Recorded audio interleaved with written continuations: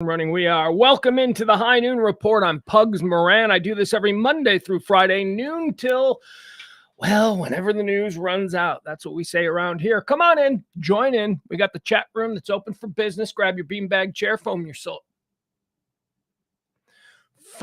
your sword circle. That's what I almost just said. Foam your sword circle. Okay, if that's what you're into, I would say form your soul circle. But if you want to foam your sword circle, hey, man, whatever you're into, we don't discriminate here in the High Noon chat room. We've got Al here. We got Barney. Where's everybody else? We've got kind of a slow day going. Slow Monday. Well, it's not a Monday. Maybe that's why. Is everybody as confused as I am? It is the Tuesday after a long Memorial Day weekend. And, for me, all last night, it's Monday night. All last night, I'm like, it's Sunday night. It wasn't Sunday night. It was last night, which was Monday night. So now we're all adjusting. I'm adjusting too. Give me 1 second here. How's everything look? Hi, Leslie. Hi, Jeff. Hi, Whitney. Hi, Byron. How's everything look? Everything look okay?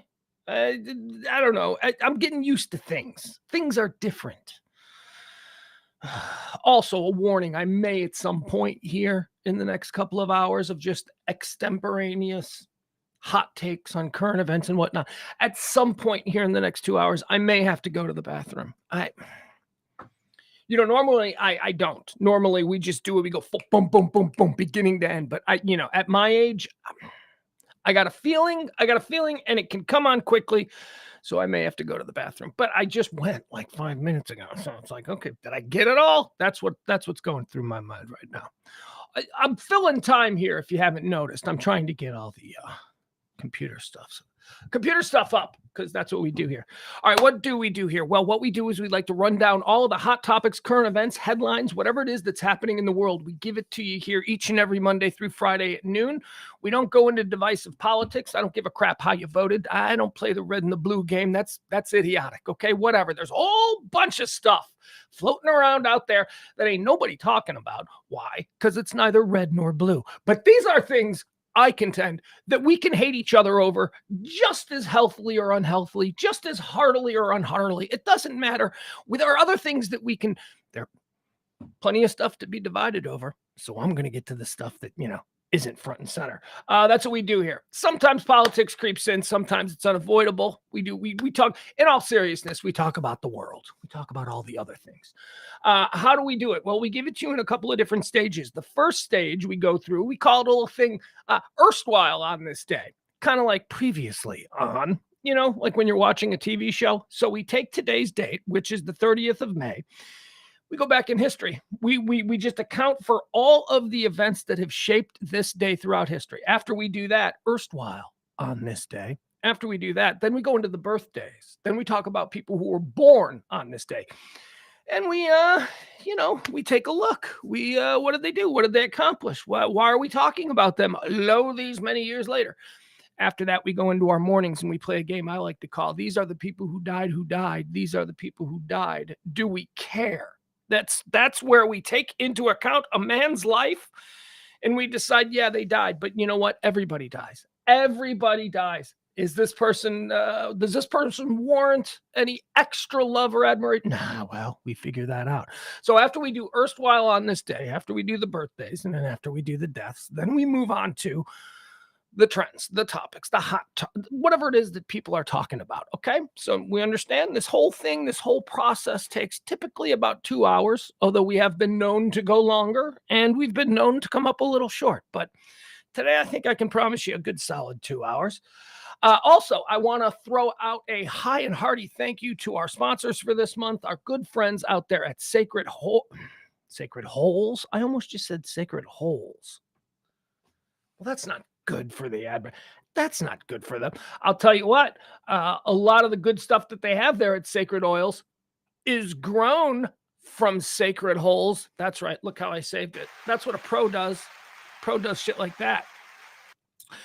So get it, like stuff grows in the ground and then Sacred CBDs. It's CBDs, it's deltas, it's gummies, it's edibles. It's all of those things that you want, that you need, that you can now get legally here in Texas. And I know it's all very confusing.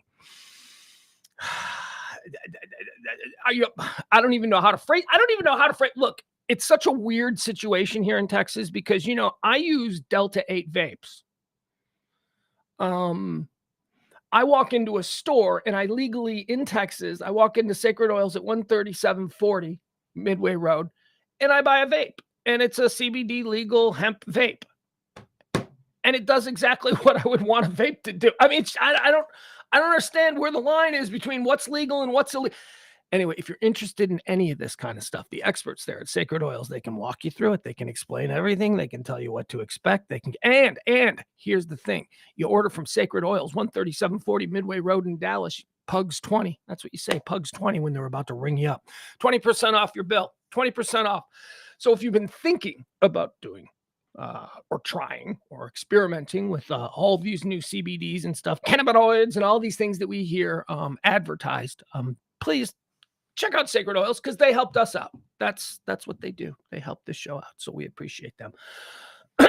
Pugs 20. All right. Let's see what else. Oh, as always, end of the month, tips up. If you can, help the show out. The show runs on your tips and your gratuities. We've got 2 days. We've got basically till the end of the week. We got 2 days really. So tip till the end of the month if you can. We'd really appreciate that. It's an ongoing struggle here to bring these shows to you, but they run due to your gratuities. Treat me like I'm your bartender. Treat me like I'm your pizza delivery guy. Drop a little something in the Cash App or the Venmo if you can. It would be greatly appreciated. All right, let's get started with what is on today's show. Today is the 30th day of May 30th. 30th day of May. There's 150 more of these left till the end of the year. 150 more days. That's 215 till the end of the year. So what do we like to say around here? Get those New Year's Eve plans started.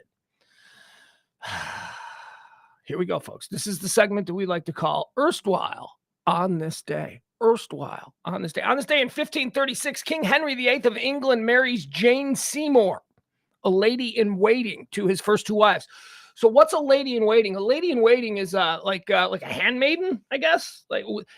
Okay, so I've only seen ladies in waiting depicted in like R-rated, sexy medieval times movies, right? So ladies in waiting to me are the hot 20-year-olds who are unmarried, who bathe the super hot young princess or queen or whatever it is. There's always that scene where there's like a lady. So to me, that's what a lady in waiting is. So apparently King Henry VIII got pretty turned on watching Jane Seymour bathe 2 of his wives, and he ended up marrying her herself. Jane Seymour is not, Jane Seymour is like the famous 3rd wife of Henry VIII. Okay, Jane Seymour, fine. But Jane Seymour is also the actress, right? We all know Jane Seymour, the actress. I interviewed Jane Seymour. She came in studio like maybe 12, 15, maybe 15 years ago at this point. She's like in her 70s. She's like my mom's age. Jane Seymour. Remember Jane Seymour miniseries? Yeah, the 80s. Jane Seymour walked into the studio. She was probably a woman in her mid-60s. Had to have been. She walked in the studio. Jaws dropped. Jane Seymour at, let's say, 65. Jane Seymour, the actress at 65, was still one of the most beautiful, elegant, sophisticated women you ever saw. Sashaying into my radio studio at noon in a sundress. Oh my God. Seriously. You ask my partner Kelly, she'll tell you. Jane Seymour walked in and we were like, God, jeez, genetics? What? She's just still perfect. She's gorgeous. And she's like in her 60s. On this day in 1806, future U.S. President Andrew Jackson kills Charles Dickinson in a duel. I don't know nothing about this story. You people know anything about this story? Doesn't surprise me. I mean, former president. This is why it was so funny when Trump was president. People on the left were like, "This is the biggest disgrace in U.S. history." Are you kidding me? Have you any idea some of the presidents that we used to have in office? You have any idea some of the things these guys did? Stop it. Here you have Andrew Jackson. Controversial for any number of things that went down during his administration. But even before that, he just killed a guy in a duel over a parking space is what I'm imagining. On this day in 1854, the Kansas-Nebraska Act becomes law. This established the U.S. territories of Kansas and Nebraska. All right, Kansas and Nebraska. It was on this day in 1854. I'm glad you could make it. Just have a seat. Can we get some coffee or something? We'd like to talk about your contribution as a part of the United States of America these past 150 or so years. So how do you think you've done, Kansas and Nebraska? Yeah, no, that's exactly it. You guys have done nothing. What have you done, Kansas and Nebraska? You're past your land. I was on a plane. Were you even ever in Nebraska? I was in Lincoln, Nebraska on a plane on a runway for an hour. It was never explained to me why my plane had to land or why we had to sit in Nebraska for an hour. But spent an hour looking out that window at the surrounding vistas of greater Lincoln, and that's it. So I've been there. Kansas, I've been to Kansas a couple times. I've driven through Kansas.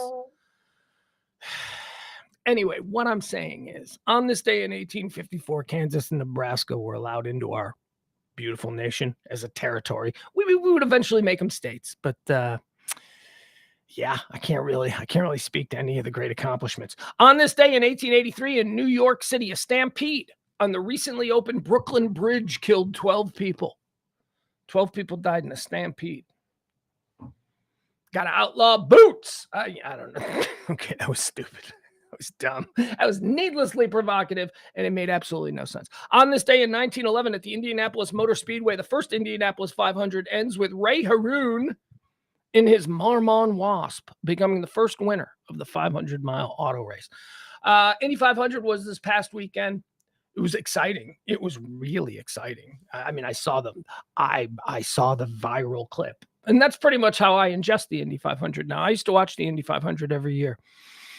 I was a big fan. I was a big fan of the Indy 500. This was probably more so before the break between CART and there were two organizations. It was a mess. Anyway, Indy is not what Indy was in the 80s. I mean, when I think of the Indy 500, I think of Rick Mears. I think of Danny Sullivan. I think of Lil Al. I think of any number of Andretti's. But, that's all changed now. But the viral clip that I saw of the end of this year's Indy 500 was pretty amazing. Didn't recognize any of the names because, unfortunately, open wheel racing, which is that style of auto racing, open wheel racing in America was surpassed in the 1990s by NASCAR. NASCAR is not open wheel racing. Open wheel racing is Indy. Indy was the American brand of auto racing. We romanticized it. We mythologized it. It was a thing between the 1950s, 60s, 70s, 80s. The Indy 500 was a thing. And then NASCAR came on the scene, and America's automotive attention moved to NASCAR.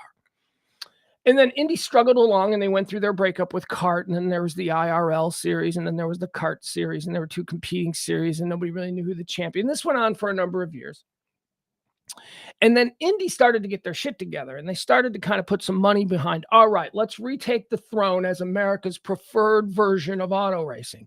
And just as they did that, old Netflix came along and launched Formula One. And now Formula One is so much bigger than Indy. In America, there's only one American Formula One team. There's only one team of the 20 teams. There's only one that's American. And in America, Formula One is far more popular than Indy now. I'll tell you, Formula One, when they come to Vegas, you wait and see what's going to happen in the weeks that lead up to that Formula One race in Vegas. It's going to be like the Super Bowl. It's going to be everywhere. It's going to be so cool. Okay, anyway, moving on. On this day in 1922, the Lincoln Memorial is dedicated in Washington, D.C. The Lincoln Memorial. That's where he's just sitting there being all judgy, right? 1968, on this day, Charles de Gaulle reappears publicly after his flight to Baden-Baden, West Germany. He dissolves the French National Assembly by radio appeal. He does this immediately after about 1 million of his supporters march on the Champs-Élysées in Paris. This is the turning point of the May 68 events in France. I don't think this is something that we here in America know anything about. I don't think there's anybody who was educated in America in the 1970s or 80s know about May 68 in France.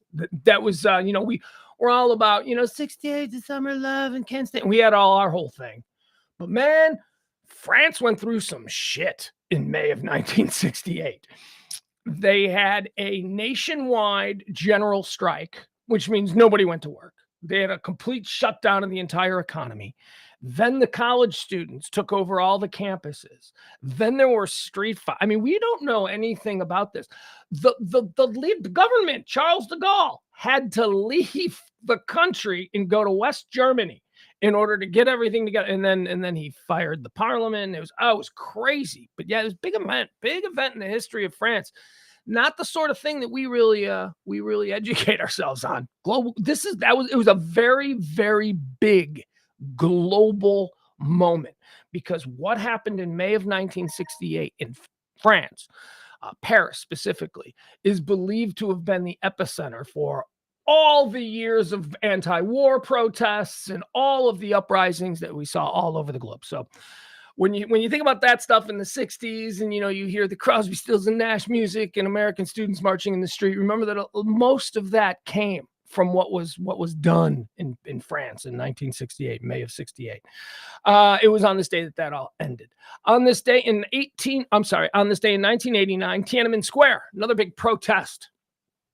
Tiananmen Square, Goddess of Democracy statue is unveiled. I should have been paying better attention. 1989, I was 20. Why wasn't I paying more attention to Tiananmen Square? What the hell was going on in my life?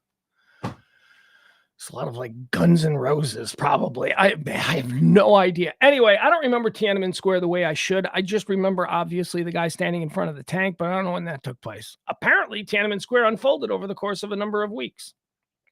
On this day in 2020, the crew of the Dragon launched from the Kennedy Space Center. It became the first crewed orbital spacecraft to launch from the United States since 2011, and the first commercial flight to the Intercontinental Space Station.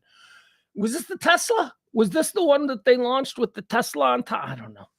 That was cool. That one was pretty cool, where they had a camera on a Tesla that was on top of the rocket. It was an actual Tesla. All right, let's talk about some birthdays. You say it's your birthday. Don't have the rights to any music. Let's see here. Let's go through some of the people who were born on this day, okay? Okay, first of all, we got to start here. Howard Hawks, ladies and gentlemen. Howard Hawks was born on this day in 1896. Who's Howard Hawks, you say? Pugs, who's Howard Hawks? Howard Hawks. I can't even do, I'm like, it would be a no-brainer to go Howard Hawks draft, but Howard Hawks did so many films. And I don't want to waste time talking about Howard Hawks because of the great films that he's created. I just want to talk about how amazing Howard Hawks was as a director in every genre. I mean, it's like nowadays, like you wouldn't go see a Quentin Tarantino musical, would you? No, you wouldn't, because Quentin Tarantino didn't do those kinds of movies. Could Martin Scorsese do comedy? I mean, he did The King of Comedy, and there was humor in it, but that wasn't Blazing Saddles, if you know what I mean. Could Mel Brooks have done The Shining? So I guess my whole thing is Howard Hawks showed from a very early stage that you could make incredible classic films in any number of genres. Howard Hawks was not put in a box. I'll give you an example. He has won Academy Awards. There's the dog. Let's go with some of the stuff that he did. Scarface, 1932, the original Scarface. Now, the 80s one is the one we all remember, but there was an original Scarface that was a blockbuster, and it won all kinds of awards. So he did that. That was considered back in the time the crime genre. Crime genre was a very big genre of film in Hollywood. So there you go. So he's won Scarface, one of the greatest films in the history of the crime genre. Okay. Howard Hawks, good job for you. Then he goes on and he does, let's see. Oh God. I mean, there's a whole bunch of movies here. I'm just trying to find good examples of this. Then he moves over in 1938 and he does Bringing Up Baby, which is a classic comedy with Cary Grant and Katharine Hepburn. Did a bunch of Cary Grant, Katharine Hepburn movies. Did a bunch of Cary Grant comedy movies. Only Angels Have Wings, which was Cary Grant, another Cary Grant movie, but it was an adventure film. It was a flying adventure, big sets, all that stuff. Sergeant York, the dude directed Sergeant York, a war film, considered one of the great war films of all time. Then he went back to drama, to Have and Have Not with Humphrey Bogart and Lauren Bacall. Anyway, the whole point is musicals. The dude did, where's the musical he did? Gentlemen Prefer Blondes. Okay, the same guy that did To Have and Have Not did Gentlemen Prefer Blondes. Howard Hawks, Born on This Day. Howard Hawks was a genius, man. Oh, Rio Bravo. Oh, you don't think he can do Westerns? Red River, Rio Bravo. He worked with John Wayne, Gary Cooper, Cary Grant, Katharine Hepburn, Lauren Bacall, and Humphrey Bogart. I mean, Howard Hawks, Born on This Day. He's a big one, is my point.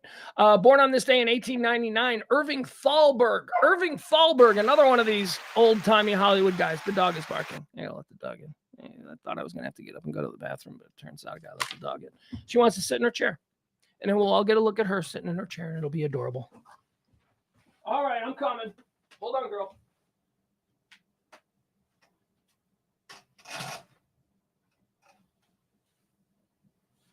Okay, baby, hold on. All right, you need to come in. Oh, boy. Come on in now.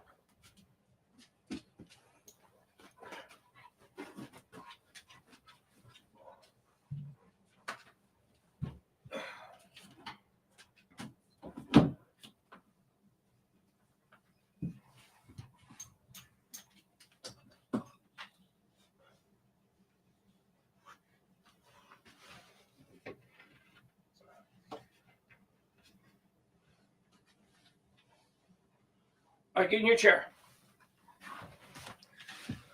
Okay, I apologize.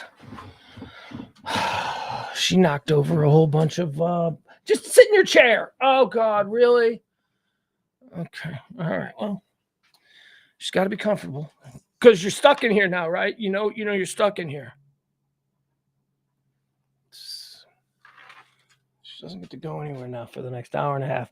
Unless my bladder says I got to go to the bathroom, then I suppose I can let her out.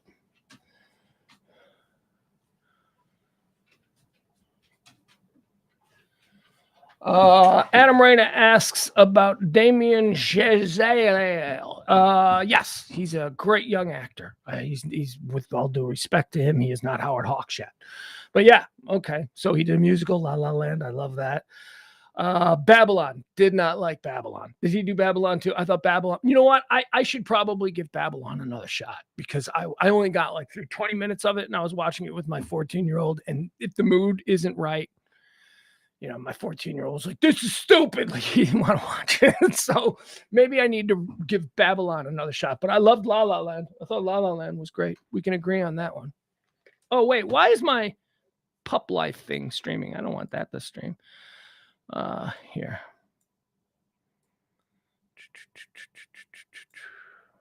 There we go. That's the one I want. Irving Thalberg. We only know this dude now because of the Irving Thalberg Award, which is an award given at the Oscars to like somebody who did it all, somebody who's like a career achievement. Irving Thalberg was like a wonder kid back in the very early days of Hollywood. He launched like 3 movies in a row. They became like the 3 biggest movies of all time. And then he died. And he died very young. And that's why they gave him an award. Born on this day in 1908, Mel Blanc, American voice actor. Mel Blanc. He's a god of cartoon voices, right? He's Bugs Bunny. I know he's all those guys. I just wasn't sure. Hey, I got a question for you, because here's why I got confused. Is there like one famous dude who did the voice of Mickey Mouse? Like, that was Walt Disney, right? Didn't Walt Disney do Mickey Mouse for a while, but then it was such a pedestrian voice that, anyone could do it, like anyone, you know what I mean? So I think that's why I got confused. Like Mel Blanc, did he do all the Warner Brothers voices? Like, I know he did all the cool ones, like all the ones we remember. He's a god. Let's just move on. Mel Blanc, you're a god. You were born on this day in 1908. Born on this day in 1909. Benny Goodman. Benny Goodman was one of those doodle-doodle-doodle-doodle guys, big band guys. He was very popular. He was like huge. Born on this day in 1918, Bob Evans down on the farm. American businessman, founded Bob Evans Restaurants. Was he also a country singer, or Was there another guy named Bob Evans who was a country singer, and I've spent the majority of my life thinking they were one and the same? I don't know. Here's what I do know. I don't care enough to look it up. Born on this day in 1943, Gale Sayers. Gale Sayers, good old number 40. Oh, my God. What could have been? You know what? Shut up about what could have been with Gale Sayers. How about what was? How about what was? Just marvel in the glory of that horrendously cut short career by one of the most amazing human beings ever to touch and run with a football. Gale Sayers, ladies and gentlemen. I mean, my list of, there's always, what injury to what superstar would you love to have back? Would you just, my list always begins and ends with Bo Jackson, because that was just too tragic. But Bo Jackson was about to do some incredible things. But then my second on that list is Gale Sayers. And before Bo Jackson, Gale Sayers would have been number one on that list. I mean, geez, if they could have just done with knee surgery in 1970, what they can do in 1985, right? I mean, come on. Oh, terrible.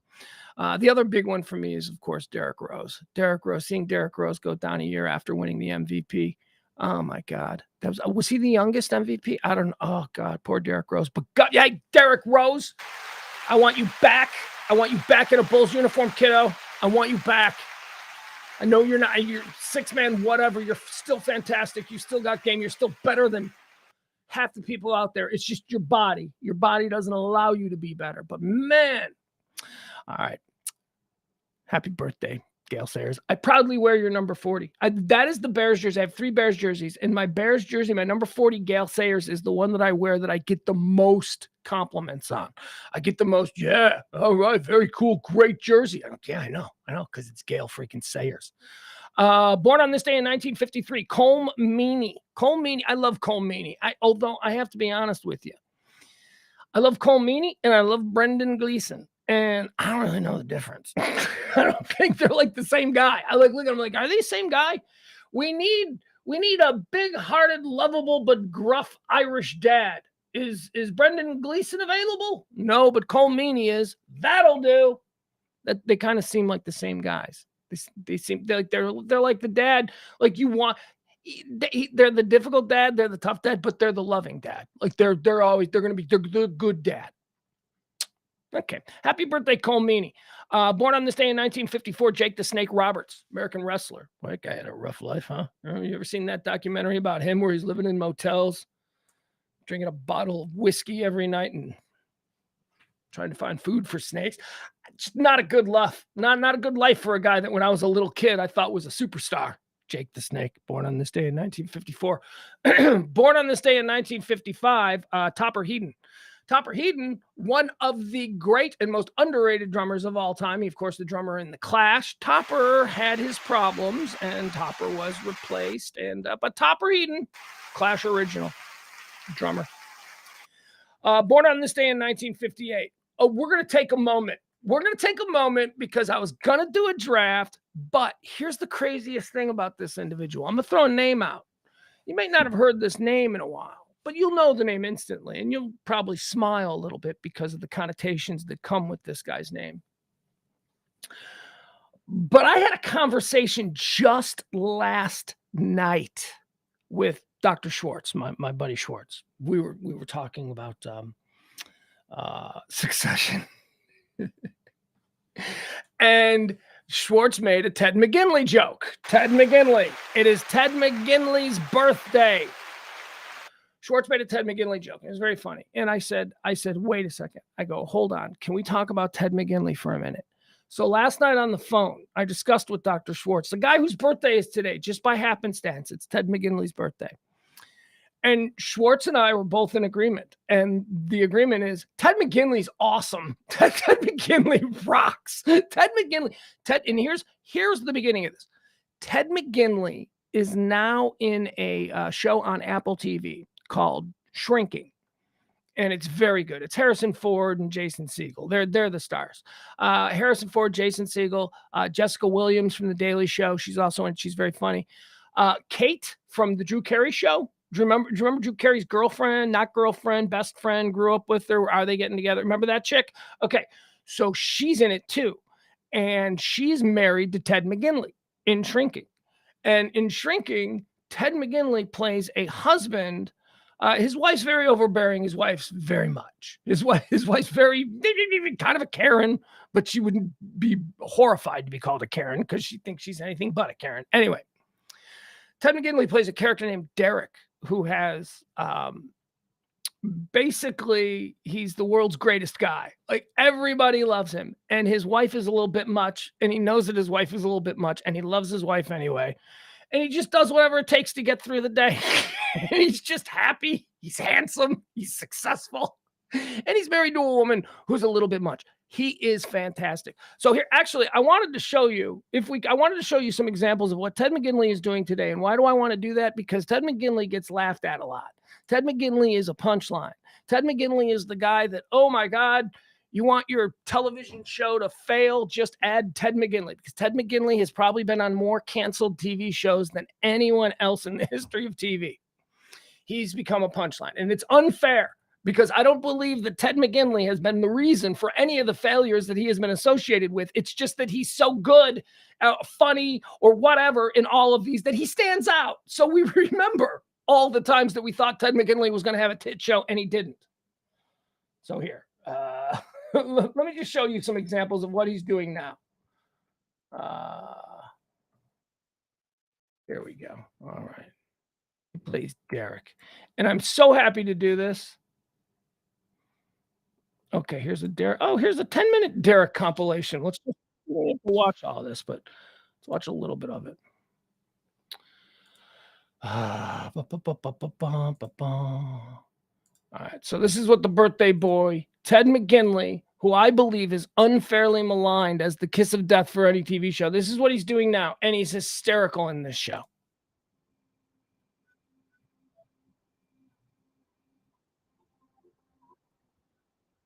Oh, here we go. Derek. He's Derek. Derek. Are you awake? It's your turn. That's the chick from Drew Carey. Remember her? She's still looking good. Are you faking? Can't you just do it? Oh my God. Love you. Stupid head. Miss me. Jimmy! Hey, Derek. Thought I was done raising kids, so thanks for that. You're welcome. Hey, it's Derek. You're gonna love dinner. It's amazing. If there's any left. Okay, you just got to. Hey, Jimmy. Hey. Everything rolls off Derek's back. Walking the dog I didn't want. My patient moved into her sister's house. Sounds like the day's off to a great start for both of us. Derek's What are you doing? Tumbling my rocks. So, I found this cool restaurant where you can play cornhole while you have your appetizers. You want to go tonight? I don't want to go ever. Anyway, it's Taco Tuesday, and Alice is coming over. Oh, right. The kid that's not our kid. Am I invited? Yes, but don't come. Enjoy your rocks. Thank you. Stop. There's no Liz and I. You need me over here, babe? No. Oh, thank God. Hey, Jimmy. Hey, Derek. Hey, Pam. Hey. No, there's no hey, Pam. We don't like Pam. Got it. Eat a dick, Pam. There you go. That's Like Derek, Derek. and that is what Ted McGinley is doing these days. Happy birthday, Ted McGinley. Shrinking. It's really good. It's on Apple TV. He's very funny. Let's see here. Adam's going off. Loved him and Married with Children and Shrinking. Adam says Jessica Williams is also best known for being one of the two dope queens. Or actually, I don't know. I don't know what that is. Maybe in your circles. I think she's best known for being Daily Show correspondent. He was also married to a woman who was a lot much in Marcy Darcy in Married with Children. She's married to Bill Lawrence. Yeah. and she's been on a TV show for basically 20 straight years. Yeah, not any show that I've ever watched, but yeah, she is married to Bill Lawrence. Bill Lawrence is the creator of Ted Lasso. This is also a show from the people of Ted Lasso. Happy birthday to you, Ted McGinley. You're the best. You're the best. And it's so crazy that I just got into a comedic conversation with Dr. Schwartz. That's all Schwartz and I do. That's why we're such good friends. There is absolutely no drama between us. We just call and we throw out a topic and we just riff on a topic for like 10 minutes and then hang up. And, both of us are like, that was fun. That was a fun conversation. Born on this day in 1964, Winona Judd. Winona Judd. She's the one that's not Ashley and the one that is still with us. She's not the mom either. She's Winona. She's the big country music star. Born on this day in 1964, the pride of Libertyville, Tom Morello, American singer-songwriter. He's very angry, rage. Born on this day in 1965, Billy Donovan, my head coach. Billy, look at me, Billy. You and I, we're on the same page. I see you. See what you're doing, Billy. Chicago Bulls, Bloodhorns forever. Born on this day in 1979, Clint Boyer, American race car driver. Clint Boyer, he goes, woo. There you go, Clint Boyer. That's it. Bunch of basketball players, bunch of guys, bunch of not a lot of big names after that. Besides, I kind of blew my load. I blew my passion on the Ted McGinley thing. I love Ted McGinley, but it was an opportunity for me to talk about Shrinking, which is an incredibly good show. Incredibly good show. Harrison Ford. Harrison Ford ain't gonna do garbage. Harrison Ford's the star of that show, and he's funny too. He's funny. Who knew Harrison Ford was funny? I'll tell you who knew Harrison Ford was funny. Everybody, because Harrison Ford has been funny for 40 years, whether it's talk shows or red carpets. Harrison Ford's a funny guy. And now he's doing a sitcom. All right, let's get into my favorite part. This is where we judge people on their lives and whether or not we think that they're worthy of us being sad that they're dead. So without further ado, these are the people who died. These are the people who died. Do we care is the question that we asked. This entire segment isn't heartless. It is based on two facts. One, the whole world is filled with assholes. We acknowledge this. There are people right now walking around outside our house who are probably an asshole. We know this to be true. Fact one. Fact two, everyone dies. Everyone dies. Vis-a-vis, assholes die every day. So let's go through a list of people who died today and let's decide, do we care? Dead on this day in 1430. Dead on this day in 1431. We got Joan of Arc. I'm not going to argue whether or not Cougar Town was a much watched show. Okay. And Scrubs. I know everybody loves Scrubs, but she's not exactly a household name. I don't even know her name. In fact, I know her as the girl who used to be on the Drew Carey show who's married to Bill Lawrence. That's how I know her. Kate, I think. Don't even know that was her name. That might be her real name. That's how low of a profile she has had. And you have to have a low profile if I'm the one that's not seeing you, because I try to pay attention to a lot. Certainly more than the average 50-year-old white guy. Anyway, moving on. Joan of Arc. She died on this day. They burned her at the stake. Do we care? Yes, of course we care. It's Joan of Arc. However, it's a BS story. The story of Joan of Arc is total BS. She was just a mentally unstable young woman who happened to connect with a mentally unstable king. And, suddenly she was put in charge of the military. And how'd that work out? Not good. Not good. Burned at the stake on this day. Do we care? Yeah. If nothing else, she's a cautionary tale. A mental health cautionary tale. That's what Joan of Arc is. Dead on this day in 1778, Voltaire, philosopher, author. Now, I may not be an expert on the French Enlightenment movement, but I do know that Voltaire was anti-Roman Catholic Church. He was against the Roman Catholic Church and their influence over French citizenry of the day. He's also against slavery, didn't like slavery, and he was a sex guy. Woo! Let's have the sex. So Voltaire, he died on this day. Do we care? Yeah, he took stands. Voltaire, we care. I don't know. Look, if you are a scholar of the Enlightenment, then possibly you'll have a different take on Voltaire. All I know is I know the bullet points, right? I know that he was like a libertine. I know that he was probably gay. Let's be honest. He was probably, gay. I know that he was against slavery, which was a very good position to take back then. And very good. I mean, the honor in being an abolitionist in what year are we talking about? 1770s. It's a big deal in French, colonial France. So that was good. But yeah, we care. All right, we care. Voltaire, you died. We care. Dead on this day in 1911, Milton Bradley, American businessman, founder of the Milton Bradley game company. Milton Bradley. We care, right? We all played Milton Bradley games. He did something that I mean, I don't know what games. What's a Milton Bradley game? I don't know. Possibly the big ones, possibly Monopoly, possible. I don't know, but I know Milton Bradley probably created it. Did he make Mousetrap? If you made deal is off. If Mousetrap was a Milton Bradley game, because that game sucked. However, if Milton Bradley was if Operation was a Milton Bradley game, or was that Hasbro? I don't know. We're moving on. Let's just give him the benefit of the doubt that Milton Bradley probably made some games that we played and liked. Dead on this day in 1912, Wilbur Wright, American pilot and businessman. He's the co-founder of the Wright Brothers Company. Wilbur Wright died on this day in 1912. Do we care?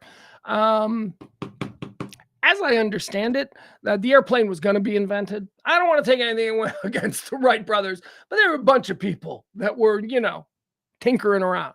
Let's put it that way. It's not like, Chariots of the Gods, where all of a sudden they rolled this thing out of their barn and people were like, it's magic from the future. No, it was like, there were things. People were working on things for a period of time. Was Wilbur, the guy who died on this day, was he in the plane at Kitty Hawk? Was he the pilot or was he on the ground? I don't know.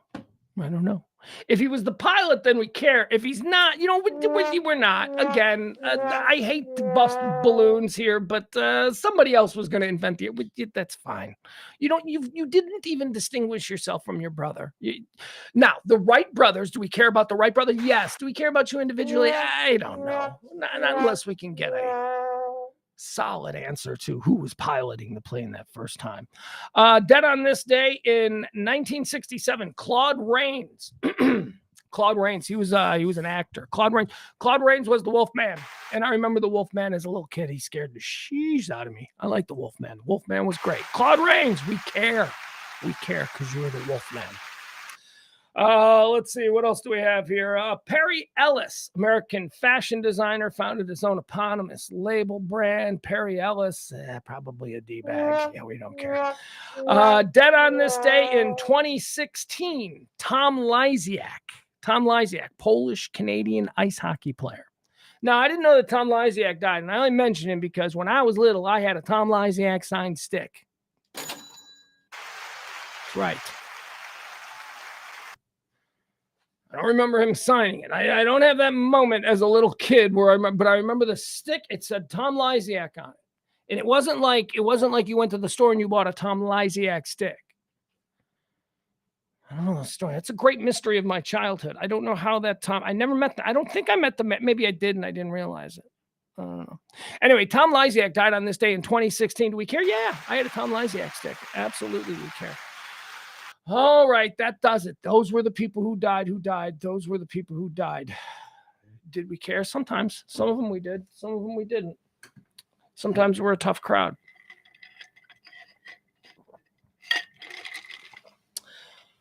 Let's see here. Okay, so let's get into the hot topic, shall we? Let's talk about some of the things that are trending today. Hi, Byron. Byron's here. Adam's here. Who else is here? Not a whole lot of activity in the chat room today. I don't like that. I like my chat room to be hopping.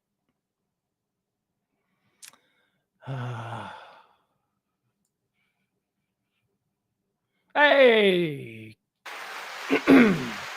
Let's get it. Hi, Kev.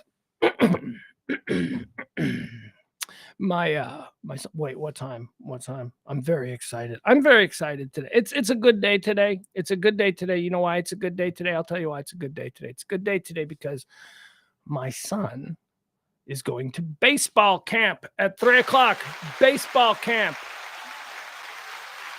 Oh, I know, not really that big of a deal, but he's such a football meathead, and he's not really exposed to baseball. And the only way he's exposed to baseball is through me, because I'm, his dad. I'm an old baseball head. So from the time he was very little, when he used to come visit me, when we lived in separate places, he would come and spend summers with me. Even from the time he was like, 4, 5, 6. I mean, it was baseball, baseball, baseball. He got used to that every night, sitting on my lap while I watch a White Sox game. So for him to now, as a young person who's sort of following his own interests, because he wasn't pushed into football, but football culture. He was here in Texas. It's very big. There isn't really the same thing, baseball culture. Maybe if you go out more rurally, it is, but it's not a big baseball culture here. So for him to just, on his own be like, I want to start playing baseball. And we've been playing baseball now for he never played organized baseball. He's 14 years old. He has never played organized baseball. He plays catch with me. We go to the batting cages all the time, and he's got a really good natural swing, and he can crush the ball. He's a big kid. So I don't know if he's nervous. I don't know. I don't think he should be. He's a pretty confident kid. But I'm a little nervous because 3:00 today, he's going to baseball camp. And I want to make sure that it's a good experience for him. And I want to make sure that he comes out of baseball camp day 1 going, I can't wait for day 2. And not, oh my God, how many days did I sign up for this? So that's what's going on in my head.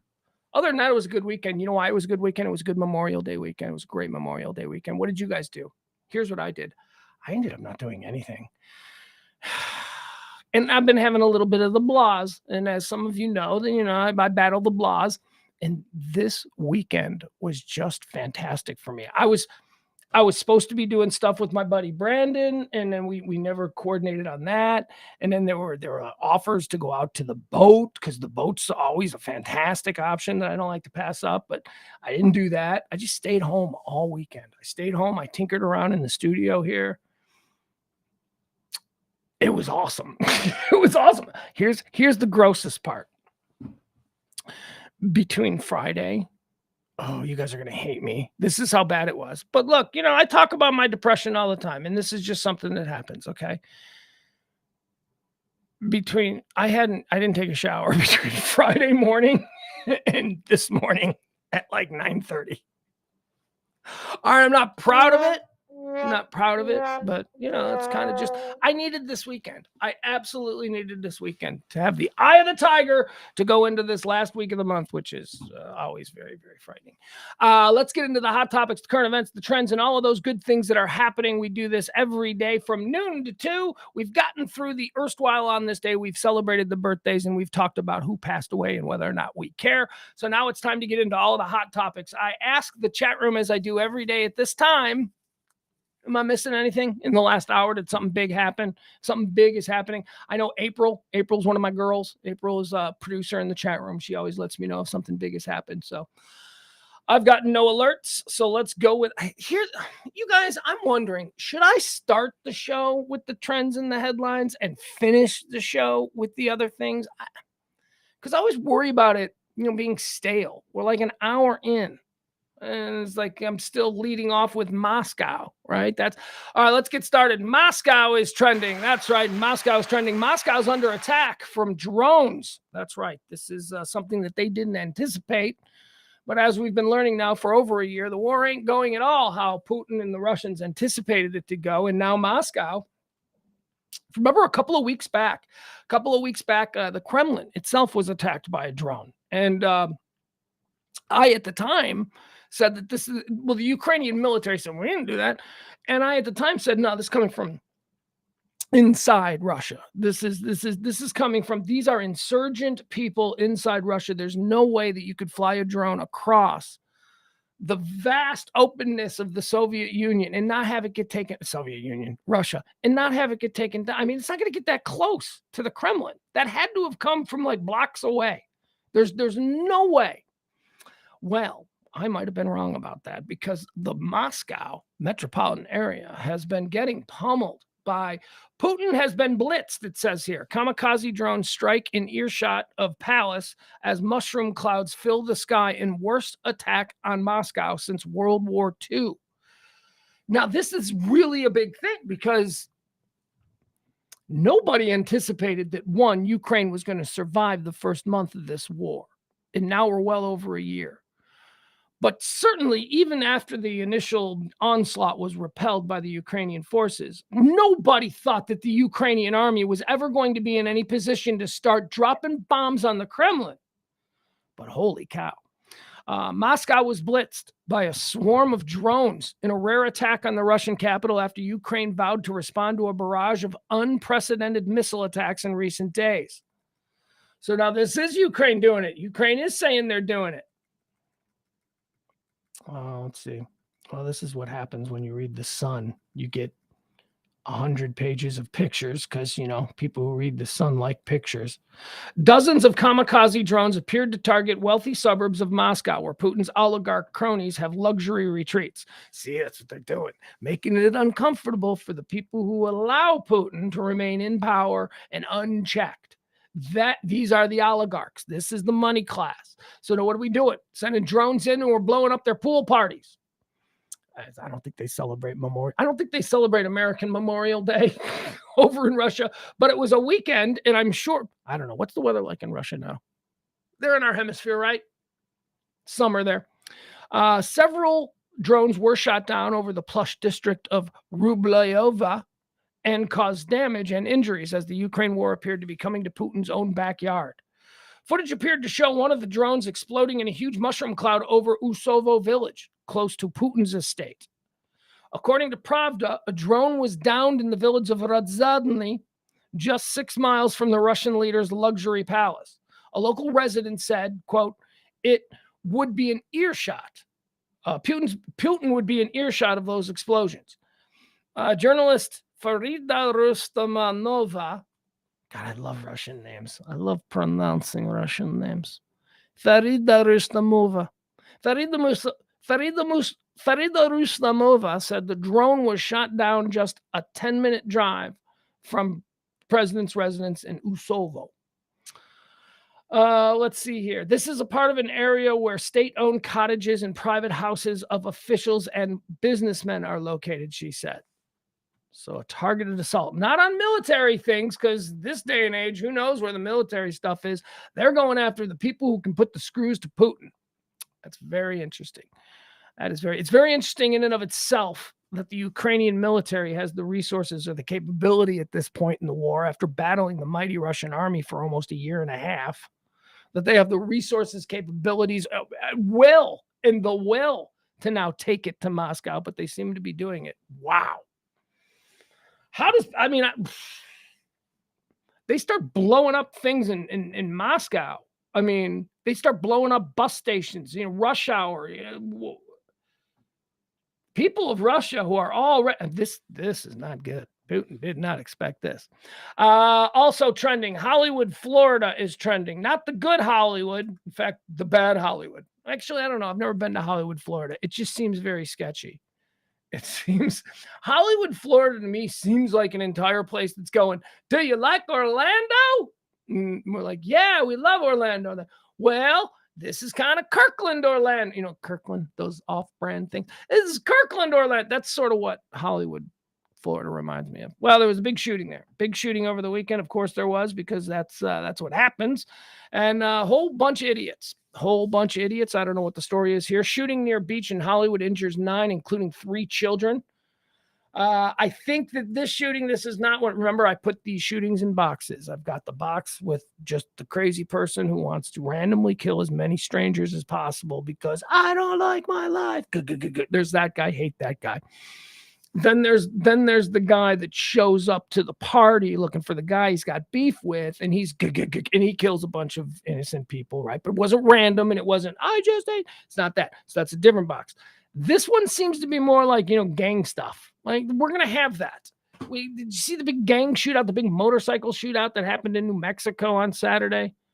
I mean, look, man, I know that there's a lot of responsible gun owners out there and stuff like that, but there's a lot of irresponsible gun owners out there. Not every one of these, not every one of these mass shootings in America is going to be one of these, things that we can lay off on politics, right? Some of it is just going to be because dudes got guns and dudes don't know how to be mature and responsible individuals with guns. A lot of guys get into a fight with somebody, get their big pussy feelings hurt, and they go back to their gun, their car, and grab their gun, and then suddenly there's 5 people that are dead, right? So that's a problem too. That's a real serious problem. That's what happened with the bikers. A bunch of bikers got into a fight, and then all of a sudden, but I got a gun, and then suddenly I got one too, and then all of a sudden everybody's shooting. Okay. Hollywood, Florida. 9 people were injured when gunfire erupted alongside a Beats promenade in Hollywood, sending people frantically running for cover along the crowded beach on Memorial Day. The 9 people hurt Monday evening included 6 adults and 3 children. A spokesperson for Memorial Healthcare System says all the victims were in stable condition. Police spokesperson Deanna Benetiazzi said 4 children between the ages of 1 and 17 were hit. That means a 1-year-old was hit. 4 children between the ages of 1 and 17 were hit, along with 5 adults between 25 and 65. One was in surgery. Can we go to places where everybody's going to have a gun now? And I'm not talking about being worried about, the idiot. Again, I hate my life. I'm not talking about being worried about that guy. I'm talking about being worried about the guy who's like, hey, that's my girlfriend. And then all of a sudden it's like, and all of a sudden bullets are flying. I'm in the upper deck and I catch one to the side of my head because old idiot there got his feelings hurt because his girlfriend wants to be with another man. I mean, come on. Jesus. I don't know where, again, I have all of these different boxes, these categories that I put these shootings in, and I'm making new boxes all the time. There's a new, forgot to consider this one, right? The kid or the dad who's been banned from the sports event who now is going to come and shoot everybody in the parking lot. That was one that happened. That happened last week. A dad in Ohio who was banned from his son's baseball tournament started shooting people in the parking lot. Now, nobody died, so it wasn't a mass shooting, but he just started shooting people. Like 3 people were shot. Dallas Stars are trending. The Dallas Stars are trending. Not everywhere, but they are trending here. We do the show here from Texas, so I want to talk about the Dallas Stars. They lost to the Vegas Knights last night, 6-0, losing their series 4-2. The Vegas Knights now advance Stanley Cup Finals. How about a hell of a season from your Dallas Stars? Made it fun. They made it fun. They gave everybody a nice Memorial Day weekend. The Stars did that. So, they don't move on, but wow, they waited till the end of the weekend to let everybody down.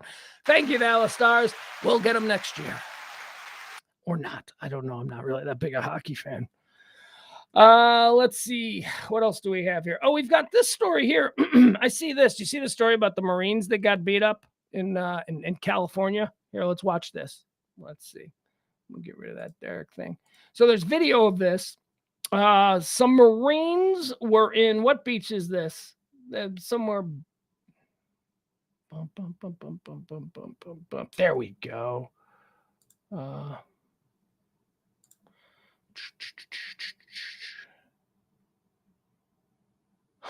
Okay. I don't think I have that story now. Damn, what happened to that story? Here. It's easy to find because it's trending everywhere. Here we go. We'll watch the video. So a couple of Marines were on leave and they were at the beach and they were hanging out, and then a whole bunch of teenagers showed up. Memorial Day, teenagers are assholes. I don't know if you know this or not, but individually, one-on-one, teenagers are total assholes. Like they're rude. You can handle them one-on-one, but they are assholes. 2 teenagers together are the easiest type of teenage grouping or configuration that there is.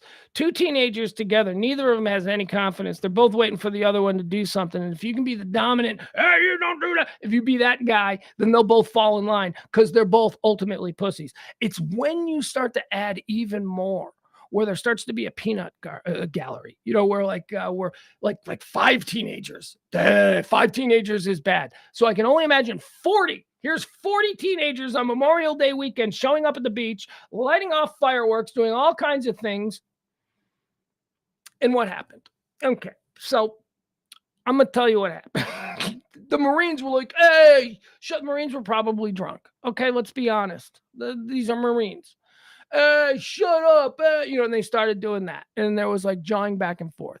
3 big, strong, fully grown Marines against like 40 friggin' idiot teenagers who, again, I'm telling you, a grouping of 40 teenagers, you just need to get the hell out of there, okay? Because there is no sense in that. That is one brain, one mind happening when you get 40 teenagers together, and it's a bad brain and it's a bad mind, and it is completely driven by immediate response.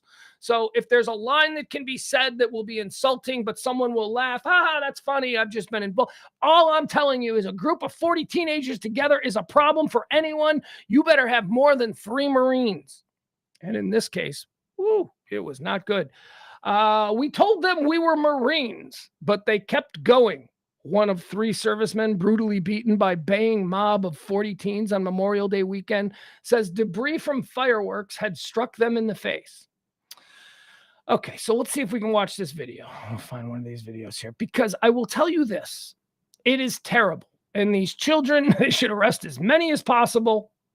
See if we can see the video. All right. They might make us watch a commercial. They're going to make us watch a commercial here?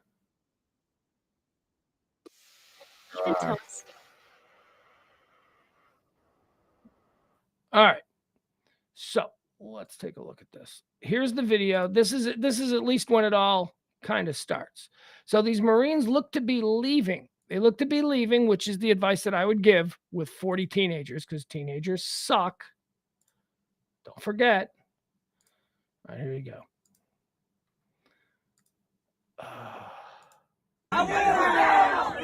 So they're not gonna let me pause this? You son of a bitch. All right. Okay. That dude took a swing. And now he runs into the crowd. The Marine runs into the crowd. Let's watch that again, because this is where it happens. Where it happens. Yeah, that kid hit you. Walk away, Marine. You're about to get the shit kicked out. There you go. And now he gets the shit. And now his friend's got to jump into that crowd. And now it's 40 insane, lawless monster kids versus 3 Marines. What? Ego? What caused that? What caused this? What caused it here? And emotional immaturity. Oh, very good. Knew that this was going to end with him getting his teeth kicked in. Not set. Look. Is this a crime? Yeah, it's a crime. Could it have been avoided? Absolutely. He has a massive knife. Wow. Where's my chat room people? Yeah, the Marines, I don't know how old they were, but they were definitely older. They were like in their 20s, you could tell. Look, you're sitting on the beach and 40 unruly teenagers show up. How badass you think you are? If there's only 3 of you and there's 40 drunk, armed with fireworks teenagers, just leave. Just leave. What is this now, an ego thing? Well, that's a kid and I'm going to beat him. There's 40 of them. They're going to kick your teeth in, stupid. Get the hell out of there. And then as they were leaving, it looked like they were leaving. Yeah, they got a mob of kids following them, but just keep moving. You'll find a cop somewhere at some point, maybe. But that poor Marine, that dumb, stupid Marine who got pushed in the back of the head and then turned and ran into, that's what happened. That's how it started. Was the Marine hit first? Yeah, he was. Yes, he was. Is he by what is the code? Is it some masculine ego code that he has to respond and then get his teeth kicked in and end up in the hospital? Is that what was going on there? Because see, me as a fully grown and mature adult, I'd have been like, holy fuck, I want to fucking kill this kid, but I want to get out of here because I know there's 40 of them and I'm about to get my teeth kicked in. And not just me, but my other two buddies too. They're about to get their teeth kicked in because we're Marines and we don't leave anyone behind. And my dumb ass is going right behind enemy lines. That Marine you leave behind, that freaking guy, what are you doing, man? The dog is trying to, what are you trying to do? That's a wood floor. You're not gonna, hear that? She's like pawing at the wooden floor. How about lay down? How about your chair? How about your chair right there? Maybe everybody'd like to see if you sat in your chair. She doesn't want to sit in her chair. Anyway, they're never going to catch any of these kids. These kids totally are going to get away with it. There's like 40 of them. Hey, that's it. That's it. Why don't you get comfortable, girl? Say hi to everybody. Say hi to everybody. Look at her. Look at her. Hold on. Let's get you up high. Wait. You want to do the show with me? Why can't we see you? Whoop. Now you're upside down. There you are. Wait, why is this camera? Why can't I? There she is. Everybody, that's CeeLo. CeeLo's going to get comfortable in her chair. Okay. You just going to hang out there the rest of the show, girl? You know what it is? It's all these stupid things. Can't get a good look at her. Boop. There you go. All right. So she's going to do the rest of the show from right there. All right. Now put this back. And now it's all screwy. That's okay.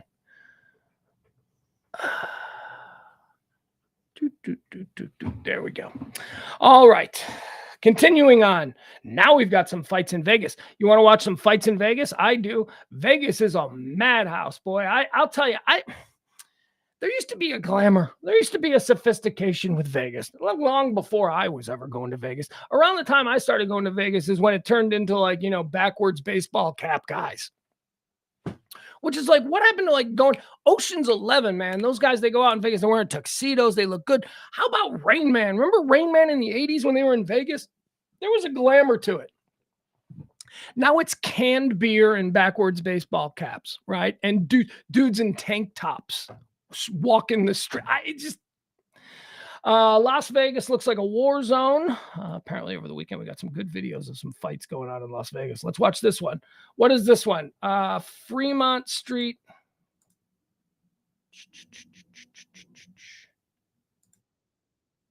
Okay. Yeah, we'll watch this one. This one, a guy gets code just knocked out. Code. Here, watch. All right. This was somewhere on Fremont Street where all this stuff went down. Okay. I think it's the guy in the red jersey, in the Chiefs jersey. See, this is Vegas. Look, backwards baseball cap. He's in a $2 billion Vegas hotel wearing a freaking NFL jersey. What is going on with it? There is no class in America anymore. There's no sophistication. It's just a bunch of, it's idiocracy. It is absolute idiocracy. And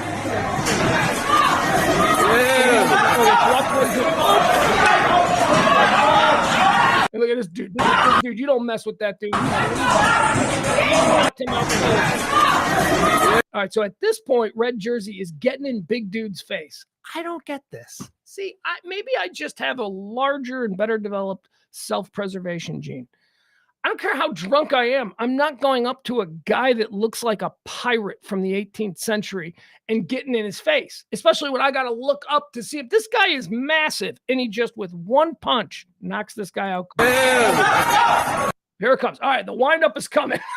All right, so Haney, 38, is about to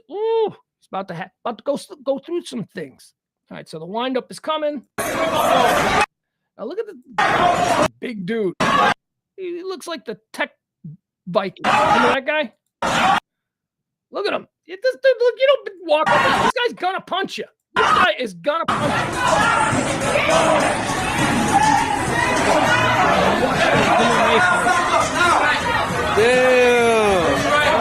Yeah.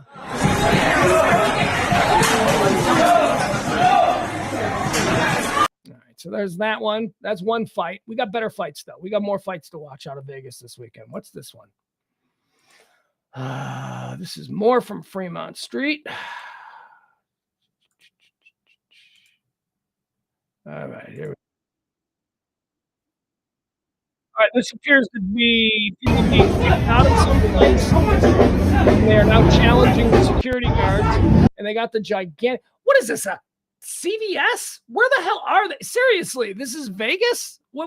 Is this a casino or is this a Walgreens? Where are they? I bet it's a Walgreens because look, that looks like bottled water. Okay. So this dude is gigantic. Look at the size of this security guard. He is massive. And this little guy's like, come on, step out here. It's like, no, you go step in there, tough guy. You know that the security guard's not going to engage with you off of private. Come and step in there. You want to fight the guy? Go in there.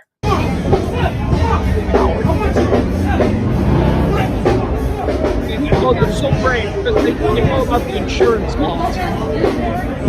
They know that they can say whatever they want. The security guard is good job.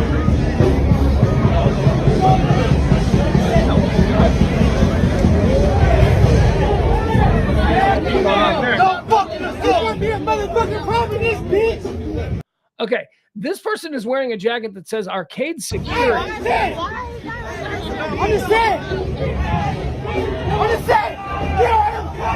Look at this one. What's going on with her? She about to lose a boob. She gonna get a boob pop out.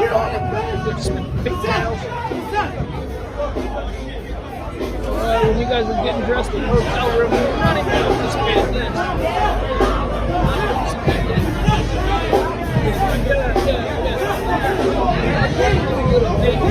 This grown-ass man.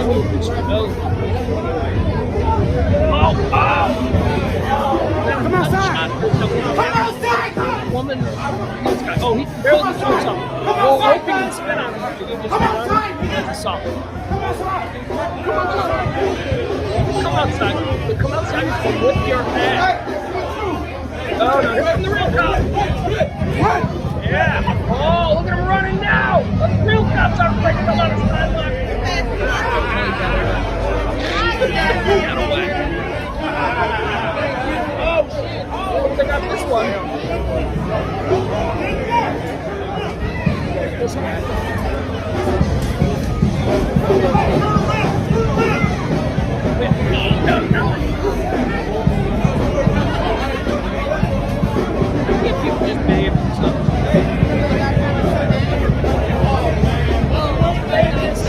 Memorial Day weekend, something. I mean, you were doing something. I ain't done nothing. Like, what got you on the radar? What got you on the radar of the security guard? Was it just because you're black? Okay, maybe to some degree, but what else? Was there anything else going on? Were you doing anything else? Were you being loud? Were you being disrespectful? What is it exactly that got you on their radar, that found you standing on the outside going, step out here, step out here? What led to that? I understand we got a race problem in this country, but I don't think that's what the problem was there. I don't think that was because, Walgreens doesn't want black people in their store. I think some guy was acting like an asshole and he got tuned up. And there you go. Do we have any other fights? Let me see. Maybe we got more. Apparently there were a lot. Here's another one. Okay, yeah, we got another one.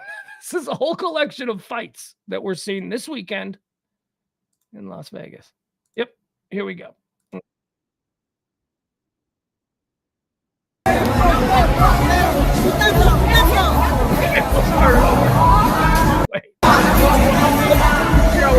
This looks like some kind of bazaar. Yeah, and by bazaar, I mean one of those, where you walk and they sell you all kinds of garbage. I mean, just look at this garbage. It's not an actual mall store. It's just sort of in the middle of the mall where you walk. All right, I don't know what's going on with this person. Is this a man or a woman? I don't know. In these days, I would be afraid to guess. Somebody is getting whooped on.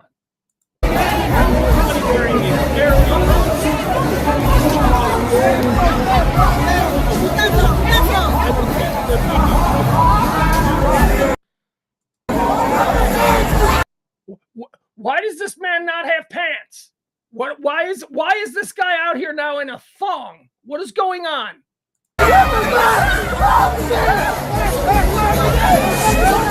What the hell was that? What's this guy doing? Pull his pants down. What's happening here? Okay, he just. Well, he knew a viral moment, I guess, when he saw one. Let's see. We got any other good fights? Nah, I think that's about it. All right, there you have it, ladies and gentlemen. Those were our fights from this past weekend on the Las Vegas Strip.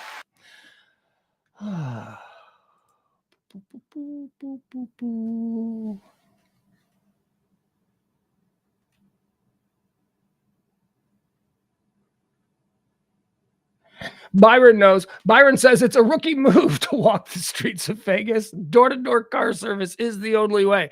Yeah, you're absolutely right. I don't want to go out there. Have you seen what's on the Strip in Vegas? The last time I was on Vegas, and I'm not talking about homeless people. I'm talking about people out there trying to make their bones. I'm talking about people out there working.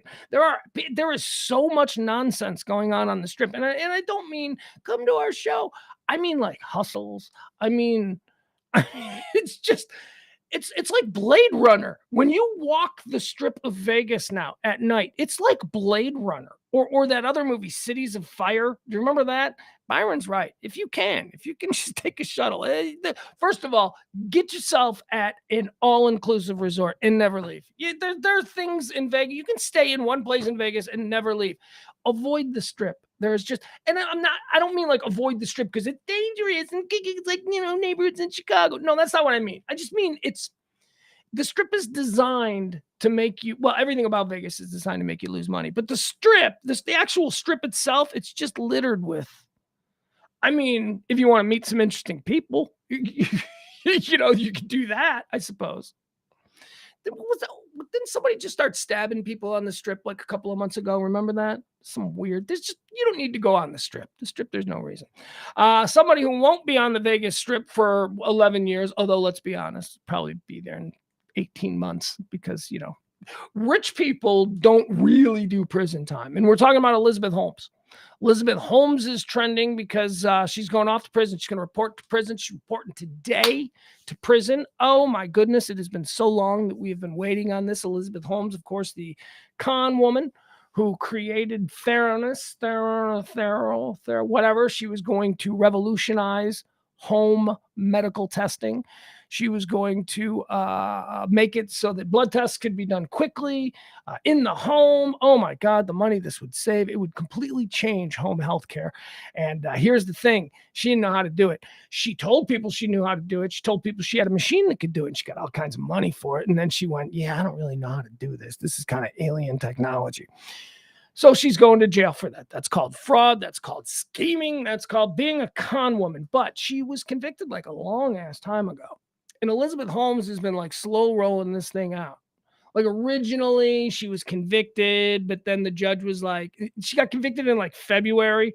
And the judge was like, well, we're going to hold off on sentencing until November so that we can give her and then she got pregnant during that time. So then when the sentencing came around, it was like, well, we're going to hold off on sentencing until she's done with the pregnancy. And so it's been forever. So she finally got sentenced to 11 years in jail. And finally, here we are. It is the day when Elizabeth Holmes, Theranos founder, has to report for prison here in Texas. But here's what she's going through. She's going to be there for 11 years. Theranos founder Elizabeth Holmes began serving her 11-year sentence on Tuesday inside a minimum security, female-only federal prison camp in Bryan, Texas. Her days are going to start at 6 a.m. She's going to be awoken every morning at 6 a.m. Then 6 a.m. Then she's got to report to work after she has breakfast. Well, I really hope that her new job that they give her is something that she finds stimulating. Something.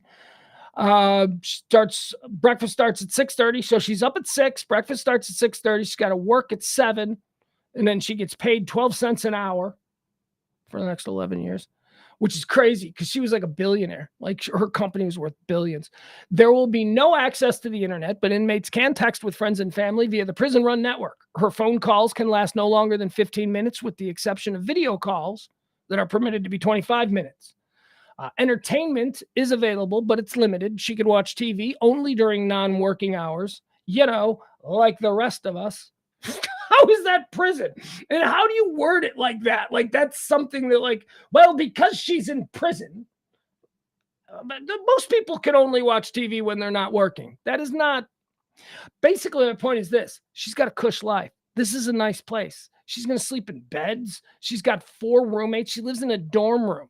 Okay, she's in a dorm. She's not in a cell. She lives in a dorm room with 4 other girls. It's easy time. It's like it's only white collar people. It is only tax cheats. It's a whole bunch of nerds. There is nobody dangerous in this prison. This is not a prison for. This is the kind of prison that, quite frankly, I would sign up for. Free room and board, good company. You're going to be in there with a lot of people with ideas. A lot of the people that you're going to be spending the next 11 years of your life with are going to be people known to have ideas. Sometimes not great, but sometimes you never know. You never know the stimulating conversations you can have in a white collar prison.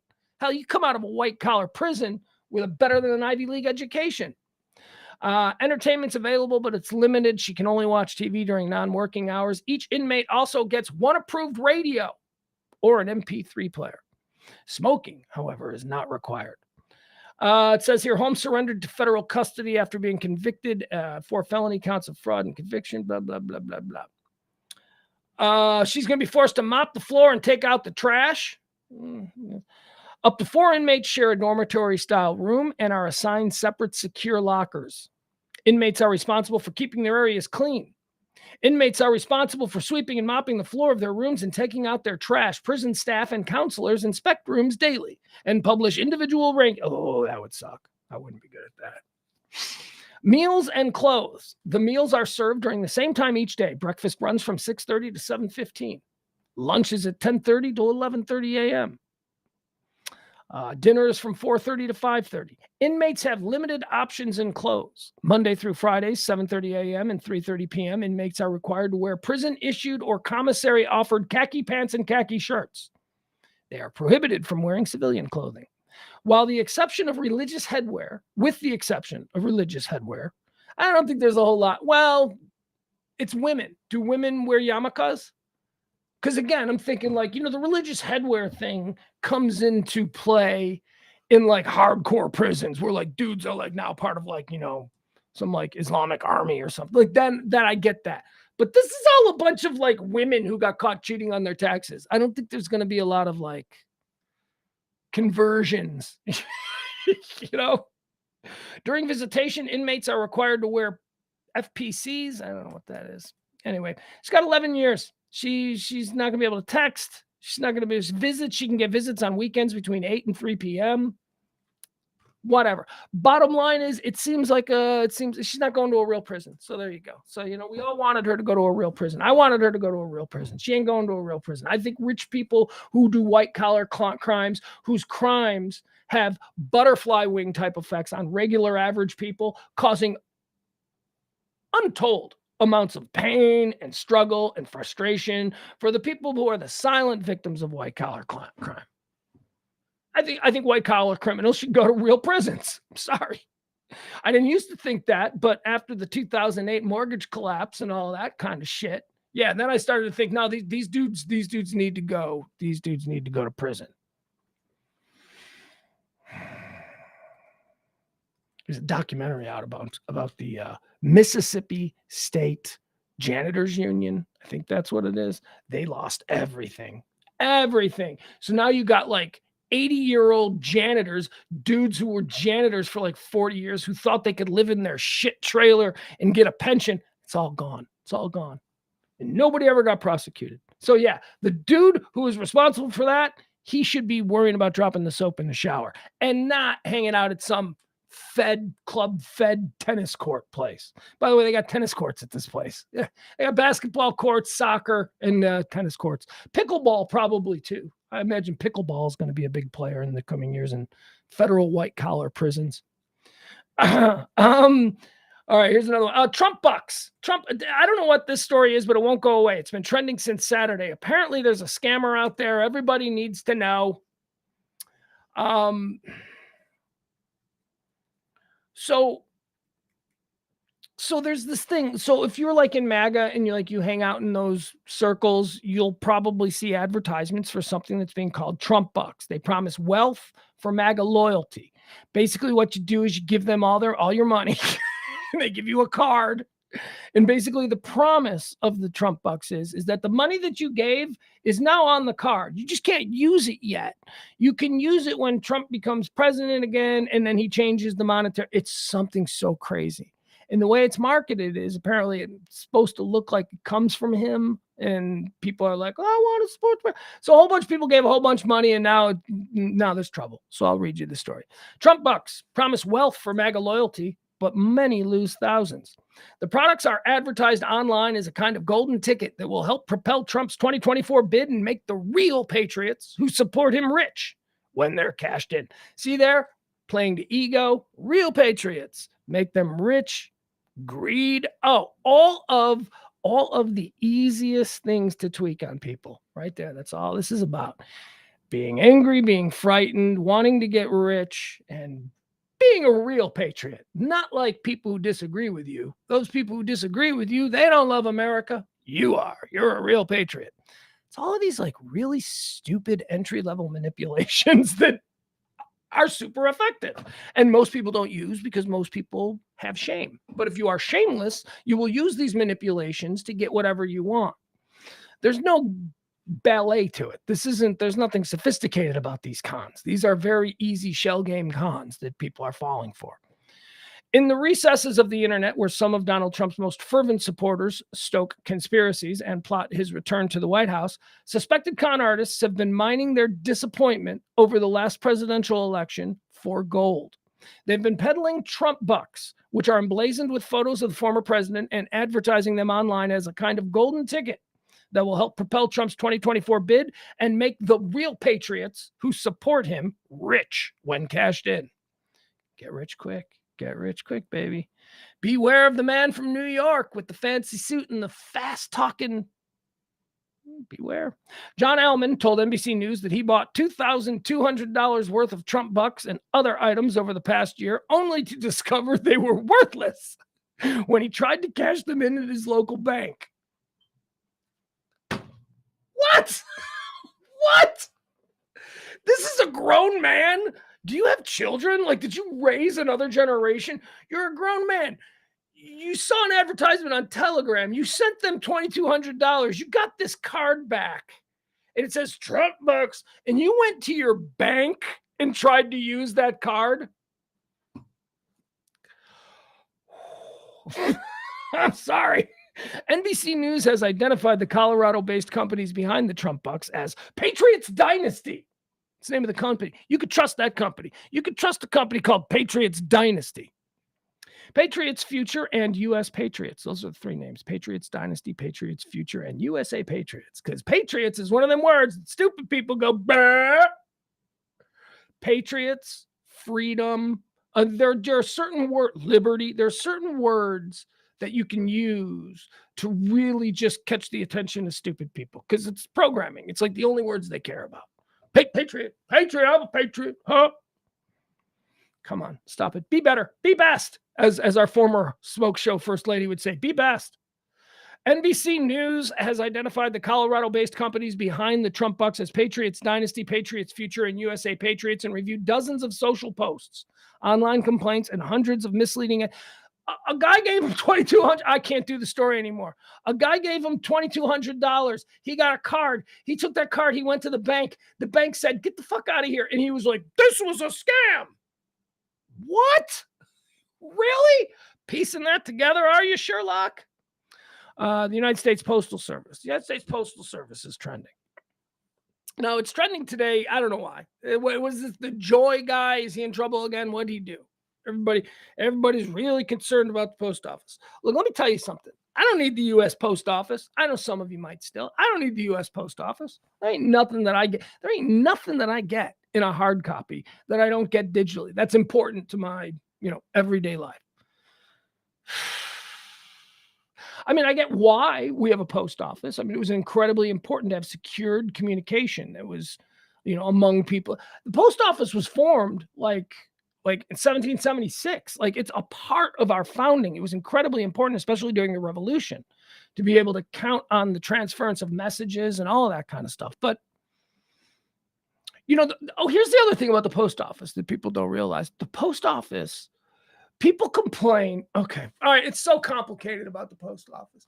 So people complain that the post office loses billions of dollars a year. Well, it does. It loses. It does. I think the post office loses about $1 billion a year. The post office loses $1 billion a year. It's a service.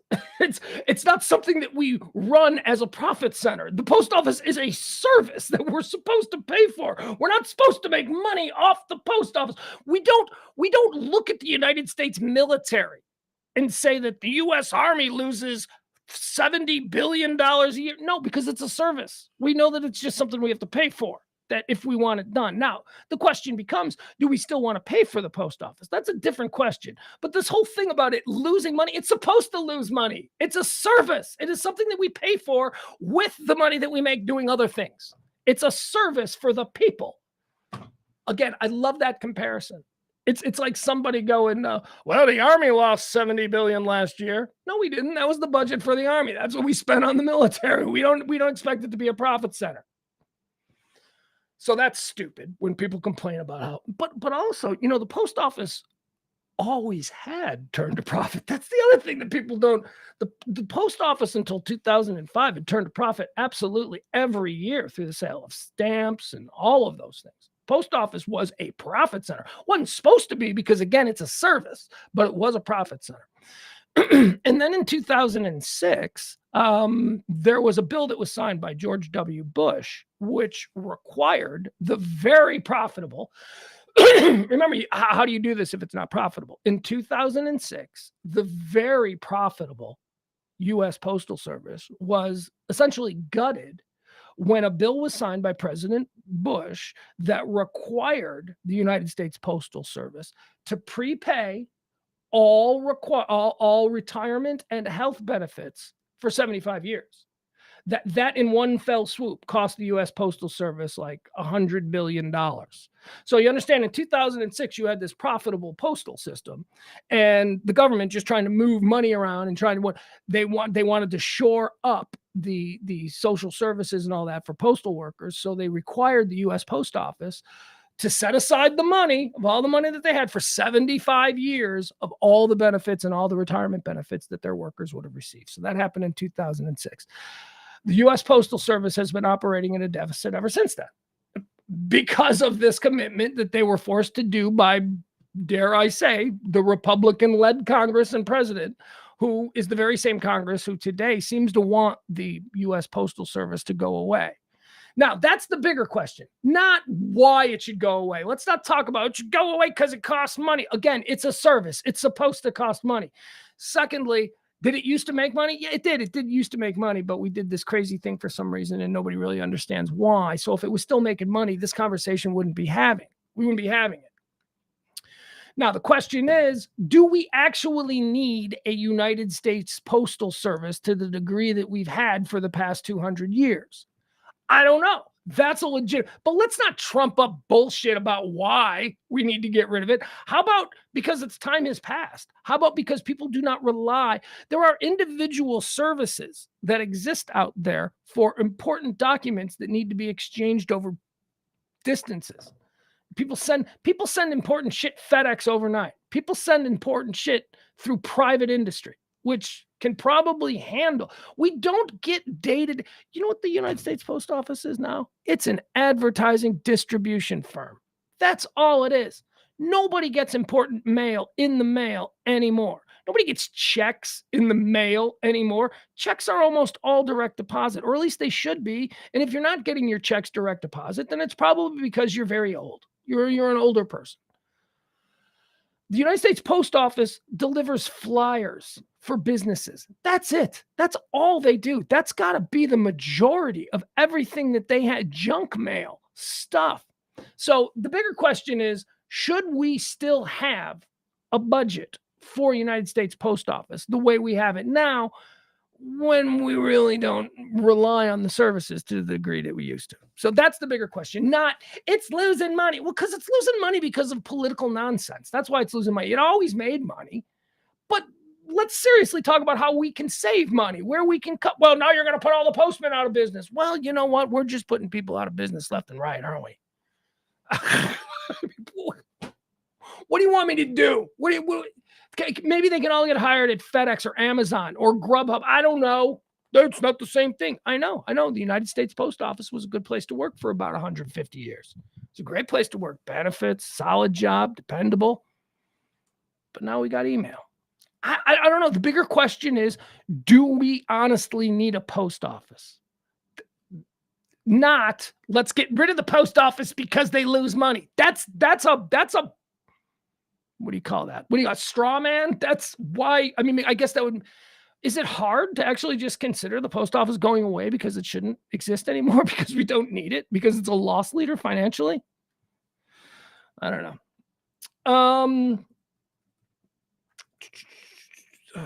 Yeah. Okay. So it was 2006. That's it. I just pulled it up right here. Bush in 2006 signed the law that forced the United States Post Office to pre-fund health and retirement benefits for 75 years in the future. And that's pretty much why they've not turned a profit since, because all of their profits are spoken for, pre-funding 75 years of health and retirement benefits. 75 years. That's like somebody who doesn't even work for the post office today. Their benefits are already accounted for. Nobody works for the post office for 75 years. Nobody works for 50 years. So think about that. We're like 20 years away from the last person to receive these fully funded post office benefits. We're 20 years away from that person even being born, at least. Also here in Texas, we had some big doings here at the state local level. Ken Paxton, the attorney general, the much maligned, and rightfully so. The guy is a bad dude. Ken Paxton was told to go kick rocks, D-bag, even his own brother. Well, it's his own brothers. It's his people. It's his own party. That's why this is important.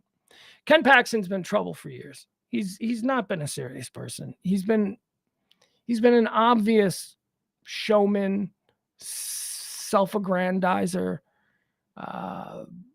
divisive personality. You know, he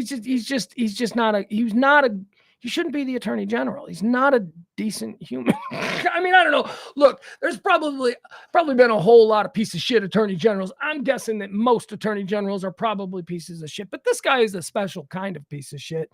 And his own party fed up with his nonsense. His own governor Abbott is just like, I ain't getting in the way of this. In a historic vote on Saturday, the Texas House of Representatives, which, by the way, is completely far-right MAGA controlled, totally. In a historic vote on Saturday, the Texas House of Representatives, which is fully right-wing MAGA controlled, decided to impeach Republican State's Attorney Ken Paxton over allegations of illegal activity related to one of his political donors. Paxton will immediately and temporarily be suspended from his duties pending a trial in the state Senate. So that's where we're going to go now. So we'll see how this works out. However, Ken Paxton is from Collin County.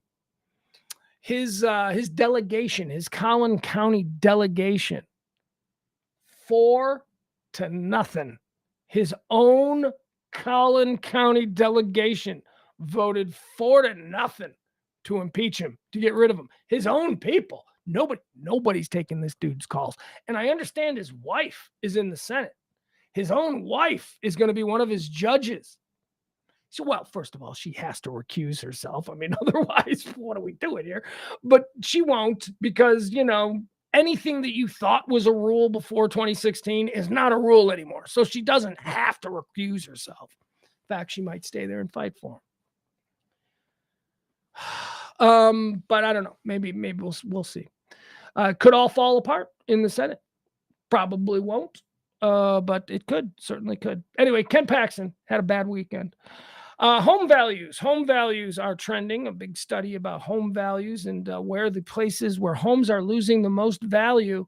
Unfortunately, we here in Texas are one of the great areas where homes have lost significant value. California is the big one. Oakland, would you believe Oakland, California is number one on the list, having lost, where is the number in Oakland? Oh, they got a nice little map for me here. I can read these to you. The 9 U.S. cities where homeowners are losing thousands on their house values. Median sale price in San Francisco drops a staggering $220,000 from a year ago. Yeah, good, San Francisco. San Francisco was absurdly expensive. It was like the most expensive city in America, and I'm including New York. San Francisco, to try and live in San Francisco, oh my God, you have to be a multimillionaire. So when a house in San Francisco loses $220,000 in value overnight, I'm guessing that house probably never legitimately had that much value. God, I hate that shit. Stupid. This is my nice little 2-bedroom apartment in San Francisco. Oh, how much are you paying? $12,000 a month. Oh, really? $12,000 a month. Okay.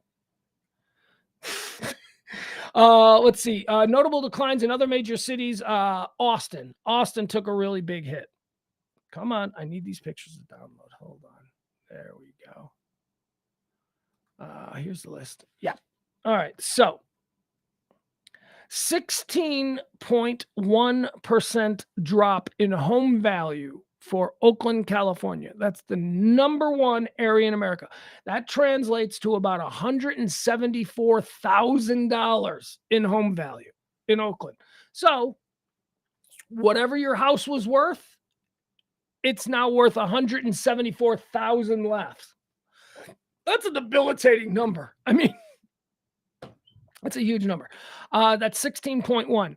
Coming in at number 2 at 15. Yeah, that's what it is. That's what I thought. I was hoping it was 3, but it's not. Coming in at number 2, Austin, Texas, 15.3% drop. $85,000 off your home price in Austin. Whatever you thought your house was worth in Austin, take $85,000 off because they're saying that's how far we've dropped. Then we get to Boise, Idaho. Boise is a 15.1% drop. San Francisco is a 13.4% drop. Los Angeles is a 7.8% drop. Seattle. I'm sorry. Seattle is a 9.4% drop. Salt Lake City is a 10.9% drop. Philadelphia 4.4, and Washington, D.C. is almost no drop in Washington. So I don't know why they even put that up there. All right, so the biggest drops. Oakland is number 1 with the biggest drop. Number 2 is Boise.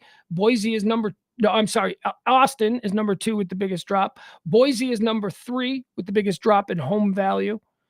San Francisco is number 4. Then comes Salt Lake City, then Seattle, then Los Angeles, then Philadelphia, and then Washington, D.C. That'd be a spam risk. We don't need to do any spam nonsense over here. All right. So there you have it. Austin. I can tell you that I have a number of friends who are in the home game here in Texas. Not a good time. Not a good time. What else do we have? What else? George Maharis. George Maharis died. You guys know who George Maharis is? George Maharis, and nobody knows who George Maharis is. You know who does? Your parents. Your parents know who George Maharis is. George Maharis was an actor in the 1960s. He was on a show called Route 66. He's 94. Well, he was 94 when he died. He died at 94 years old. George Maharis died. Why don't you know who he was? Well, he's gay. That's why. George Maharis was a TV star in the 1960s who basically went on to do nothing. He was a very big star. He was a big star of the show Route 66, which young people loved. And it was discovered among the producers that he was gay and that he was living with another man. So he was replaced in the last season of Route 66. And they kind of blacklisted him and they kind of blackballed him. You never heard of him again. He did some things. He did little things, but he was a big star. He should have been able to go and make movies and all that kind of stuff. But that didn't happen for him. George Maharis, star of Route 66, is dead at 94 years old. Actor George Maharis, best known as the star of the 1960s drama Route 66, has died at his home in Beverly Hills. His longtime friend and caregiver, Mark, good for Mark, confirmed the news to The Hollywood Reporter. Maharis, born in Queens to Greek immigrant parents, served as a Marine before becoming interested in acting. He studied with Sanford Meisner and Lee Strasberg at the Actors Studio and starred in off-Broadway productions like Death Watch and The Zoo Story. Maharis's breakout role came in the form of Buzz Murdoch on Route 66. It's really his only role. It's like his breakout role. Buzz Murdoch on Route 66, which premiered on CBS in 1960. Let's see here. It was the story of two friends as they traveled around the U.S. in a Corvette looking for adventure. Following Route 66, Maharis went on to appear in other television and movie roles, although nothing really mentionable. Maharis's last film role was in 1993, The Evil Within. He is survived by his brother and sister.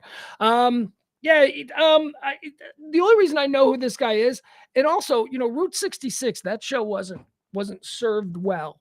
Nobody remembers that show because it wasn't sold into syndication.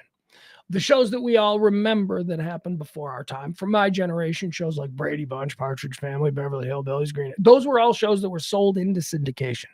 Route 66 was never sold that way, so we never saw it. We never saw it in reruns. No, maybe years and years later, but certainly not in any sort of formative era of my life. The reason I know who he is because I saw this really interesting story about, people in Hollywood and being gay back in a time when you couldn't really be gay. And he was one of the people that they talked about, how he was like one of the biggest stars in America. And then all of a sudden it was like, yeah, we're never hiring you again. It's like, whoops. All right. That's it. That's all I got prepared for you today. Let's see if there's anything new going on.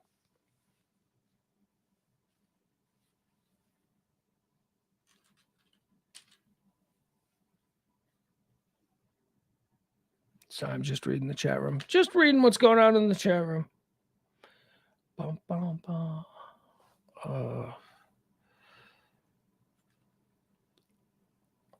Wait a second. Wait a second, you guys.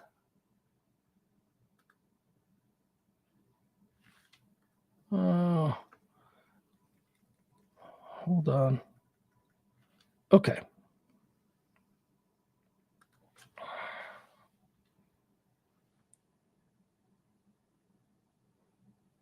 Okay. All right. All right. You can't make Rosalind Carter trend. Okay. You can't do that. You can't make 95-year-old Rosalind Carter trend without all of us going, okay, did she just die? Did Rosalind Carter just die like a couple minutes ago? Rosalind Carter, of course, former First Lady, wife of Jimmy Carter, has been diagnosed with dementia at the age of 95. Okay. Well, that's,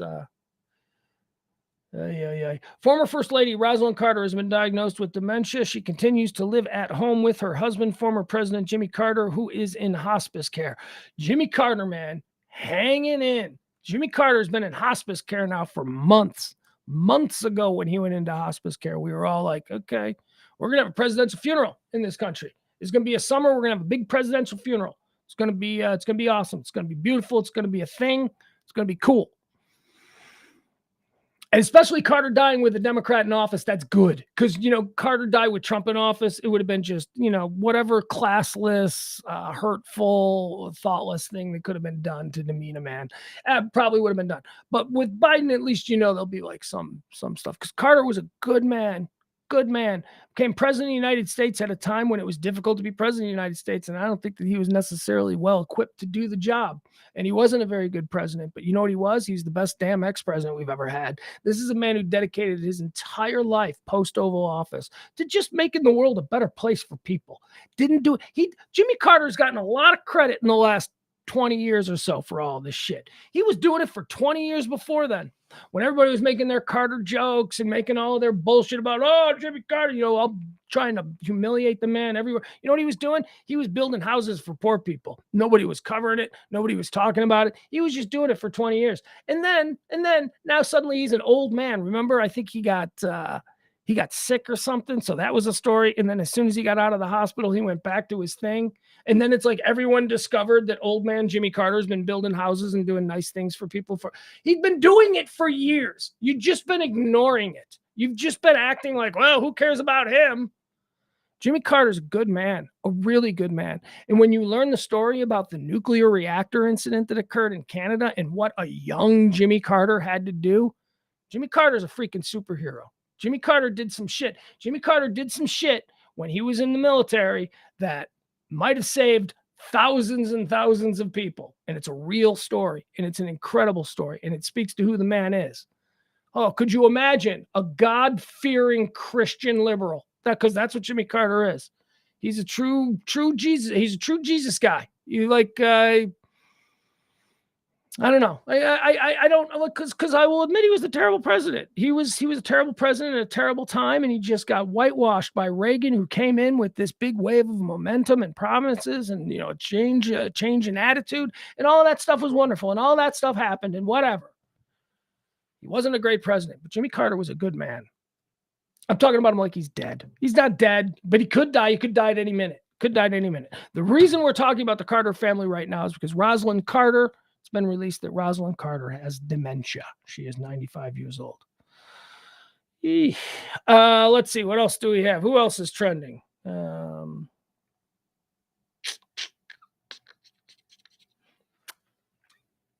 Anything good? Nah, nothing good. All right, let's go to some news headlines. Let's see if we got any new headlines. Pizza Inn. Pizza Inn is trending. There was this thing that was going around on Twitter yesterday, and this is why Pizza Inn, I've never been to a Pizza Inn, but this is why Pizza Inn is trending. Apparently somebody put out a map of the United States where every state was branded by whatever their regional independent business of choice is, right? And Texas got Pizza Inn. I'm like, Pizza Inn for Texas? Well, it's also weird because Illinois, my home state, got Grubhub. I'm like, Grubhub? Grubhub isn't a local regional brand. I mean, I know it's based in Chicago and all that, but what do you... Pizza Inn. I've never been inside a Pizza Inn. I can only imagine the atrocities that are passing as pizza at a Pizza Inn. You want some bread with some red stuff? Okay, what do you mean red stuff? It's red stuff. Is it sauce? It's sauce-like. I don't know. I don't know what that is. Pizza Inn. I bet it's terrible. I had Cece's once. I had a piece of Cece.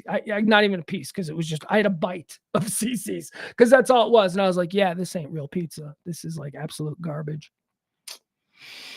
Although that being said, do you know what I've been enjoying? I have to admit, I have been enjoying the Little Caesars Detroit style.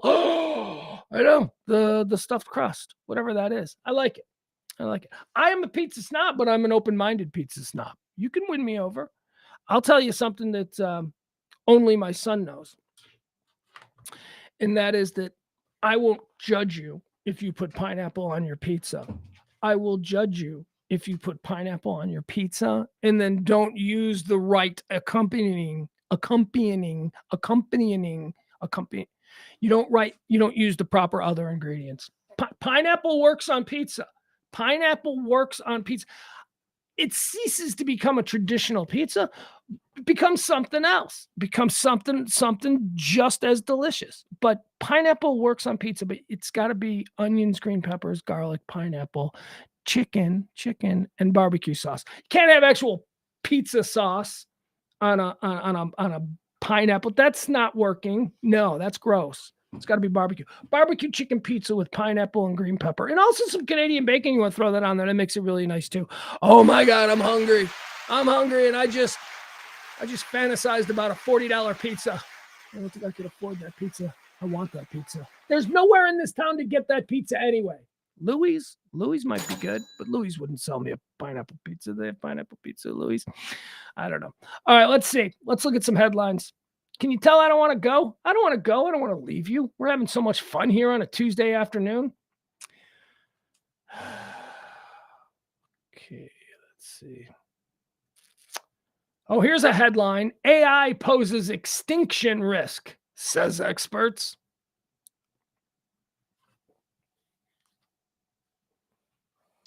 AI. Oh, AI. Everything's AI. ChatGPT, AI. What? I don't, it's happening so fast. I have no idea. So is AI going to be the end of humanity? Well, you're asking somebody who thinks Battlestar Galactica is one of the great shows of all time. So I would have to say, yeah, I think AI probably is at some point going to rise up. Maybe not the way we think AI is going to rise up. Like we think AI is just suddenly going to have a self-realization that they're going to have some kind of newfound consciousness where they're going to realize their place and their superiority over their human makers, and they're going to rise up and enslave us. That's not how it's going to happen. That's not how it's going to happen. It's going to happen because we're going to become so dependent on AI for everything. They're not going to do anything maliciously because they're not humans. They don't have souls. They don't have, what we got. But we're going to become so dependent on AI that over the course of, I don't know, maybe 1,000 years, we will stop relying on all of the things, all of these features of humanity that make us, we may not need to see anymore. We might have something that can tell us what we're looking at. However, here's the optimist in me. You're right. That could very well happen. 500 years from now, AI could seriously end human impact on this planet. That might be a good thing. We might just be along for the ride at that point, which could be okay. But also, what other things are we going to start? What new things are we going to be able to do? Because we're going to develop, we're going to evolve. We're not going to revolve. We're not going to evolve. What would devolve? Devolve. I'm going with devolve. We're not going to devolve. There's too much about the brain that we don't know. You know what I mean? There's way too much space in there that is unaccounted for. They say, yeah, now we only use 1% of our brain. I made that number up. I don't know, but it's a small percentage of our brain that they say we use. We only use, there's 90% of our brain that apparently we don't use. We don't know what it is. What's just in there. It does stuff. What does it do? We don't know. Maybe in 500 years, when we're worried about, when we stop worrying about bumping into things, all these things that distract us, all these things that we have in our daily life now that are the reasons that, we know not to touch a hot stove and that, we know to look both ways before crossing streets. These are all things that we've developed because of the circumstances that we find ourselves in. So what happens in 500 years when we don't have to worry about all that stuff anymore? What will our brain do? Will we be telekinesis? Will we suddenly be able to turn lights off, with our mind? I don't know. And ladies and gentlemen, that's why it's so exciting. That's why the future is so exciting. Why is Chick-fil-A trending? Chick-fil-A faces conservative revolt. You can't. Okay, so look. Apparently, Chick-fil-A is one of them companies that, depending on how you vote, you either can or can't enjoy their Polynesian sauce, which is the best dipping sauce. They have the best. Look, Chick-fil-A has the best nuggets. They do. I'm sorry, McDonald's, you guys were first to the market with them, but there's the flaky coating on the Chick-fil-A nuggets. Chick-fil-A nuggets are amazing. And when you get them with the Polynesian sauce, oh, what a wonderful experience that is. But, people are like, why you go to Chick-fil-A? They don't like gay people or whatever it is. I don't know. Is it abortion? Is it gays? I don't know. I don't care. I don't care what the political ideology is of the chairman of the board of the company that runs Chick-fil-A. I want my Polynesian sauce. I don't give a shit. Okay? Be better suited to just, if political motivations were the reason that I choose fast food restaurants, then every drive-through I would ask the person handing me the food how they voted. I don't care about this completely detached guy at the head of the corporate. It doesn't matter to me. It's silly. So anyway, I thought Chick-fil-A was right wing. And I thought as a moderate or as, even slightly progressive minded, I thought I always had to don sunglasses and, sneak into Chick-fil-A. But now what's this? Chick-fil-A is facing a conservative revolt. But they're fine. They're fine. They don't care. You know why? They've got FU Polynesian sauce. That's what Chick-fil-A's got. Chick-fil-A's got this Polynesian sauce, and they're just like, you know what? FU Polynesian sauce. You either want it and you come here and you enjoy it, or for some stupid reason based on politics, you don't ever get to enjoy Polynesian sauce again. Make your choice, stupid. That's what they are. They got FU Polynesian sauce. Chick-fil-A is receiving an onslaught of conservative ire. Okay, my conservative friends out there, you got to stop eating your own. Now, look, in the case of the Ken Paxton thing here in Texas, I applaud that. That's fantastic. You got to clean your own house. That's not eating your own. But this is eating your own. Leave Chick-fil-A alone. Why are conservatives? You bored with Bud Light? You know, Bud Light sponsored apparently a whole bunch of pride parades over the weekend. Bud Light, you're not done with Bud Light. Crazy conservatives. Get over there with Bud. Leave Chick-fil-A alone. Seriously, what did they do? Let's find out. One of our core Chick-fil-A is receiving an onslaught of conservative ire after the company's diversity, equity, and inclusion initiative spread across social media. Okay, you can see why people be pissed at Chick-fil-A. They've made it part of their public policy that they're going to be diverse, meaning they're going to hire black folk, gay folk, Asian folk, brown folk, whatever. They're going to hire folk, which is good because every fast food restaurant I've been to for the last 10 years, I've had my meal served to me by somebody who wasn't white. So, you know, Chick-fil-A probably in their best interest to be diverse in their hiring. This is a reason now that we don't like Chick-fil-A. One of our core values at Chick-fil-A Inc. is that we are better together, reads the company's website. Okay, what's wrong with that? One of our core values as a company is that we're better together. Yeah, family, team, rah, rah, rah. What the fuck is wrong with that? When we combine our unique backgrounds and experiences with a culture of belonging, we can discover new ways to strengthen the quality of care we deliver to customers, to the communities we serve, and to the world. We understand that getting better at together means we learn better, care better, grow better, and serve better. Chick-fil-A all the way. This is bullshit corporate nonsense that every company in the world has in some way, shape, or form in their corporate booklet, you know, whatever. What do you look at? Leave Chick-fil-A alone. Approximately 80% of the United States employers have DEI initiatives. Of course they do.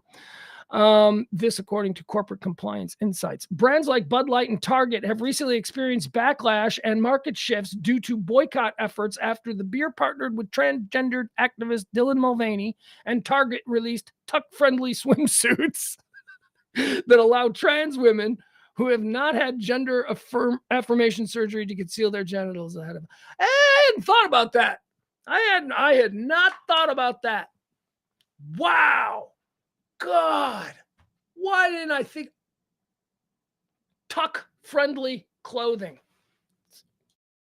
That's brilliant. That's brilliant. I can become the Calvin Klein of tuck-friendly clothing. That's an avenue. It's an avenue that's just developing now. It's an emerging economy. If we're going to have, look, I watch TV and I spend an ungodly amount of time online, so I can tell you from all the hysteria, trans people are everywhere and they need pants, and the pants need to be tuck friendly. I'd never considered that. I'd never considered that a dude who just wants to dress like a woman actually has to be concerned about, you know what I mean? I figured it was just, you know, cotton balls and duct tape. I don't know. I don't know. What do you do? I guess tuck-friendly swimsuits. Chick-fil-A's DEI page does not specifically mention LGBTQ plus persons. However, Chairman Dan Cathy, son of the company's founder, S. Truett Cathy, made headlines in 2012 when his views on homosexuality, including his opposition to gay marriage, became public. Well, I don't care. I don't care what the son of the founder of Chick-fil-A thinks about gay marriage. Can I get an extra Polynesian sauce? All right, there you go. People are mad at Chick-fil-A because they've got corporate language that every other corporation in the world has. But go ahead, fight one of your own. Go ahead, cannibalize your own. Stupid. Where are you gonna go? Where are you gonna go instead of Chick-fil-A? So, you know, if I am like a diehard and I do everything that my online red hat masters tell me to do, so I'm driving past the Chick-fil-A, where am I going tonight instead? I really want nuggets. Are you going to McDonald's? Because boy, oh boy, McDonald's, you want to talk about diversity, you want to talk about all that. Oh boy. I think right now at McDonald's, they got a toy that's a black mermaid. That's right. That's right. I think McDonald's got a black mermaid toy. So you might want to drive right past McDonald's too. All right. So now what do you got? You got KFC? KFC. I don't know if KFC has any troubling. You guys suppose you could go to KFC? Well, look, I mean, the Colonel always presented himself in a fairly troubling manner, at least in the 1970s. I had questions about his background, his military service and whatnot, but, nobody asked questions back then, so he was allowed to thrive. Okay, there you go. So you can't go to Chick-fil-A. Just go to KFC. We'll figure something out. I'm sure there's something else. How about like Chicken Express? Or wait, what's the place? Churches. Go to Churches. Go to Churches. Get yourself in line at the Church's drive-thru with your red MAGA hat. Go ahead. See how that works out. Let's see. What else do we have here? I'm just saying, Church's is one of those restaurants that specifically, well, I'll put it to you this way.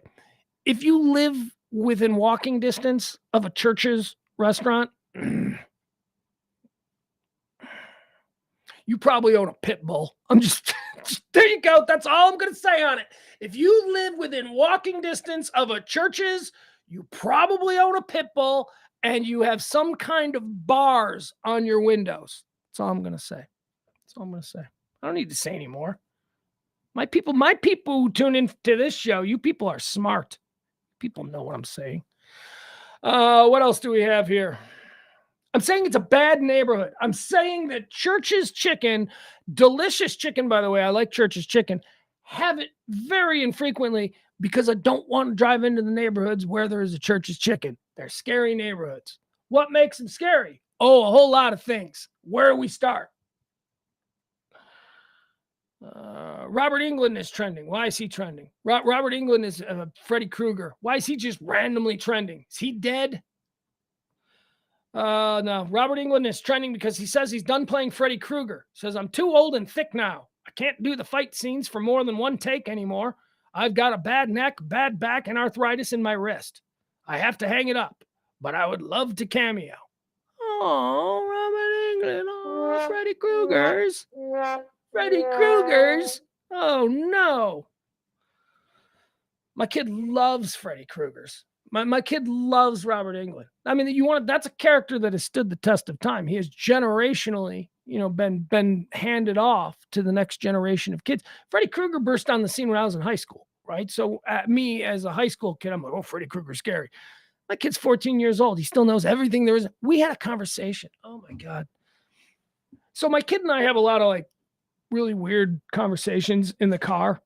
It's never silent. There's never silence. It's always. So one of the big conversations that we had just last week was who would win in a fight. Who would win in a fight? He's got a problem. He's got a problem that he thinks that John Wick can beat just about anybody in a fight. Like John Wick is like his guy. Come rain or come. There ain't nobody that has ever done anything. Rambo, John Wick would kill him. John McClane from Die Hard, don't make me laugh. John Wick would kill him. John Wick is everything. So we had a conversation about John Wick. And we had a pretty strong conversation about whether or not John Wick or Freddy Krueger. Who you got? Would John Wick be able to take Freddy Krueger? And it was a hard conversation to have because, he introduced the concept of two different playing fields. You've got the dream state where he believes Freddy Krueger would have an advantage. I'm like, oh, you think only an advantage in the dream state? Well, I think he'd have an advantage. Okay, but in the real world, he says if John Wick could get Freddy Krueger in the real world, that there'd be no problem there. That John Wick would end Freddy Krueger. I don't know. Looks like Robert Englund has ended Freddy Krueger, at least his career playing Freddy Krueger. Won't be doing it anymore. Let's see. I'm just running through trends, just trying to see what's happening. Hey guys, you know what I've been watching?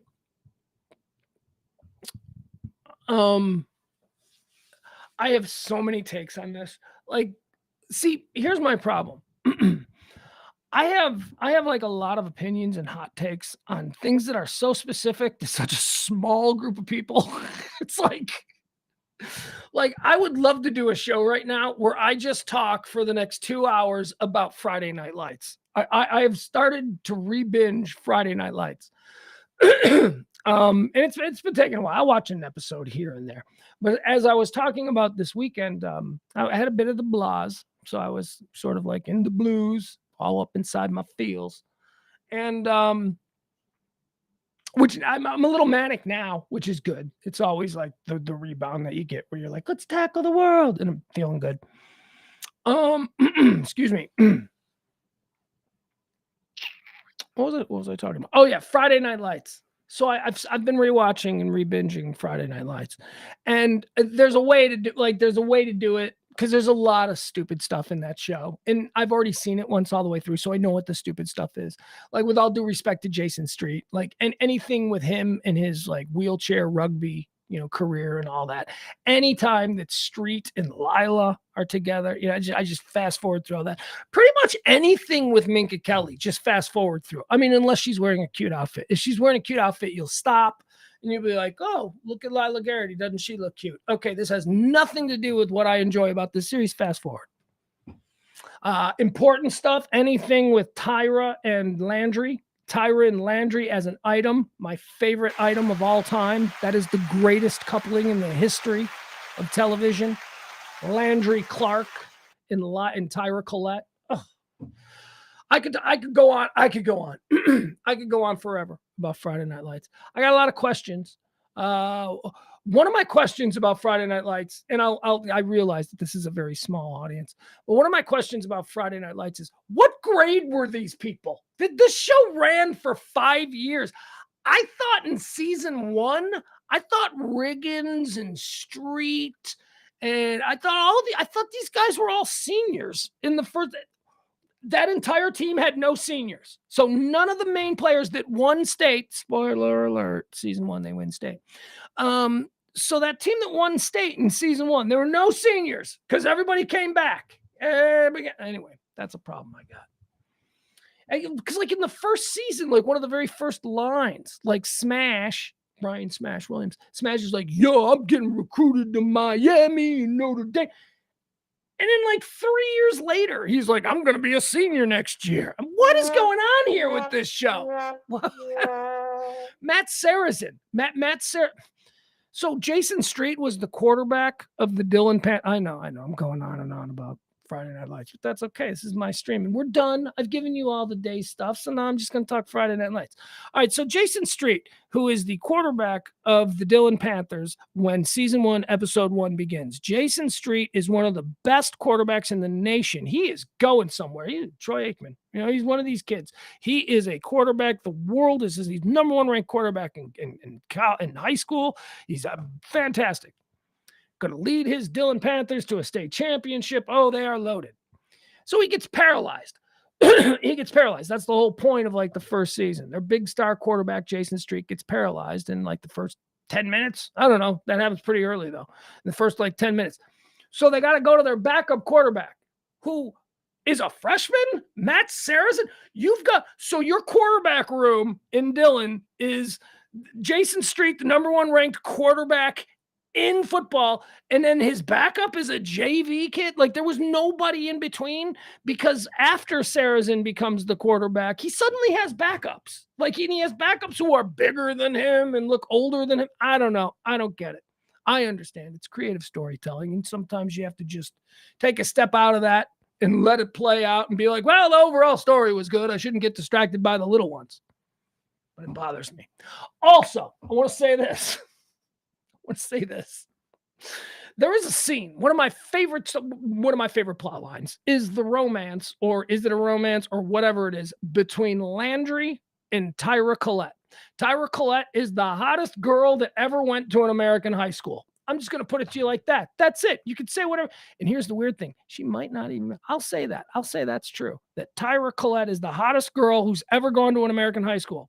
With that said, she may not even be the hottest girl at her high school because she goes to high school with Lila Garrity, who is a completely different kind of hot. But for the record, let me just say, Tyra Collette is the hottest girl that's ever gone to it. She is ridiculously hot. And I can say that because she was like 25 when she made this. All right. I'm not actually watching a 17-year-old kid. She's playing a 17-year-old kid, but she's like 25, which is the reason she's so hot. Anyway, she's a bad girl. She comes from the wrong side of the tracks. Mom's a junkie. Sister's a stripper, right? She's bad girl. She's bad girl. Smoking hot, but bad girl. It's got some real Anna Nicole Smith kind of background going on there, if that, tells you. She hooks up with Landry, who's like a total dork. He's a geek. He's a brain. He's a nerd. He's like 3 years young. First of all, I understand him to be like 2-3 years younger than her because I thought she was a senior and he was a freshman, but whatever. They end up becoming tutors. Like he ends up tutoring her, the hot girl. He falls in love with her somehow. They murder someone together. Oh, it's crazy. It's crazy. Anyway, so she starts to actually fall for Landry. By the way, Landry, played by Jesse Plemons. Ladies and gentlemen, Jesse Plemons, of everybody that was on Friday Night Lights, if you had said to me back in 2015, hey, of all these people you're looking at on this show, the first one that's probably going to win an Academy Award is Landry, I'd have been like, what? And yeah, Jesse Plemons is one of the great actors of his generation. And that's why it's such a delight to now go back and watch him as Landry and be like, holy shit, he's just good. He's Plano. I think he's from Plano, Jesse Plemons. Anyway, he's just good. He's just such a great actor. And he's a dork, and he's certainly nowhere near Tyra Collette's league, and somehow they hook up. But then his dad, Tyra Collette's a hot waitress at Applebee's, right? That's her after school job. So she's at Applebee's and she's the hot waitress. And everybody's like, Jesus, can you believe how hot this waitress is? That's her whole brand, that she's like the most ridiculously hot girl ever. Landry's dad goes to Tyra Collette at work at Applebee's and he sits down in her section. And so she has to come wait on him. And Landry's dad's a cop. He's a cop in Dillon. And he basically grills her about, what are you doing with my son? Like, that's the dad. Like, talk about a dad. I got a 14-year-old son. If my 14-year-old son were to land a girl like Tyra Collette, I sure as shit wouldn't go to Tyra Collette's work and go, why are you with my son? My son's a dork. And you're like, you're going to be in Playboy next month. What are you doing with my son? Why did he do that? I didn't get that. That was a weird thing. It's very awkward. It made her think about it because she's like sitting there. She's just starting to fall in love with him, right? She can get any guy she wants because, like I said, she's super hot. But she's like authentically starting to fall for Landry because he makes her feel good and like she's worth something and not just super hot in blue jeans, because that's kind of what she thinks she's all about. But Landry makes her feel more. And then his dad says, "What are you doing with my son?" And then she's sitting there and she's like, "Yeah, what am I doing with?" What the fuck, Dad? It was like the worst dad moment ever. Anyway, there you go. That's my Friday Night Lights wrap up. I'm in season 2. I'm taking my time. What else am I watching? I'm not watching anything. Succession was great. The series finale of Succession was great. Loved it. Did a whole thing with Ed where we talked about our feelings. Ed from Radio Misfits. Sunday night after Succession ended, we did a live stream where we talked about it. You can hear that, pugscast.com, if you want to see my full breakdown and thoughts on Succession. But have I had thoughts since then? Like, and now that I've settled in on it, how do I feel about the final episode of Succession? I still think it's great. I'm going to say Succession is, one of the 3 greatest television shows of all time. Maybe number 1. I don't know. Got to let it sit for a while. Spoiler alert, spoiler alert, spoiler alert. I'm going to talk about Succession. Tom, as I predicted. Who predicted it? I predicted it. It was like 50-1 in Vegas. Tom was like 50-1. And I'm like, no, man, if you've been watching this show, Tom's going to take over. Tom is the obvious one to take. I discovered very early on in Succession. Actually, I shouldn't say early on because I think I discovered this on my second pass, the second time I viewed all of the Succession episodes. That show from its very beginning was an indictment on the nepotism class. That entire series was about this man, Logan Roy, who built something from nothing and then had a bunch of silver spoon little kids who were falling in line to try and take over the company when the old man died. And the entire idea behind the show was that he looked at his kids and he went, I've given them everything. They've never struggled. They are complete losers. He hated his kids. It was the entire series was an indictment of that class of individual in America.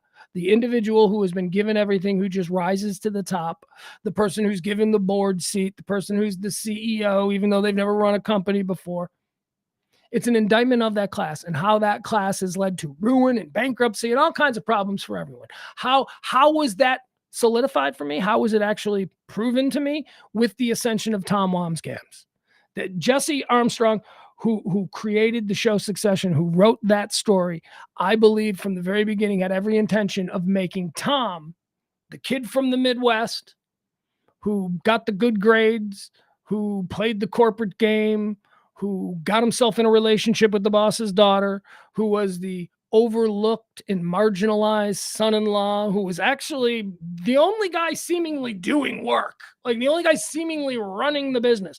Tom, who was going to go to jail. He was going to take a bullet for the team and go to jail. I knew it was going to be Tom, and it turned out to be Tom. It was obvious. It was obvious that it was going to be Tom because Jesse Armstrong, the writer of that show, could not let one of those kids win. Because from the entire moment we were first introduced to these kids, it was obvious that Jesse Armstrong, the writer of Succession, hated these kids.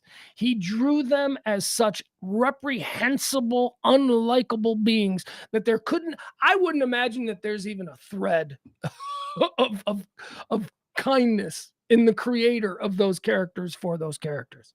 So that's kind of where I was going. That's why I thought it was Tom. And then I was looking at the odds because the odds were being put up on Twitter and all that. And I'm looking at Tom at 50-1. Kendall was like the odds-on favorite. And I'm like, did you people watch this show? There is no way they give the company to Kendall. Kendall's not going to get it. I thought Jerry might get it. I thought Jerry was someone that might emerge out of nowhere. But really it was Tom, and I'm glad it was Tom. And Tom took over the company, so good for him.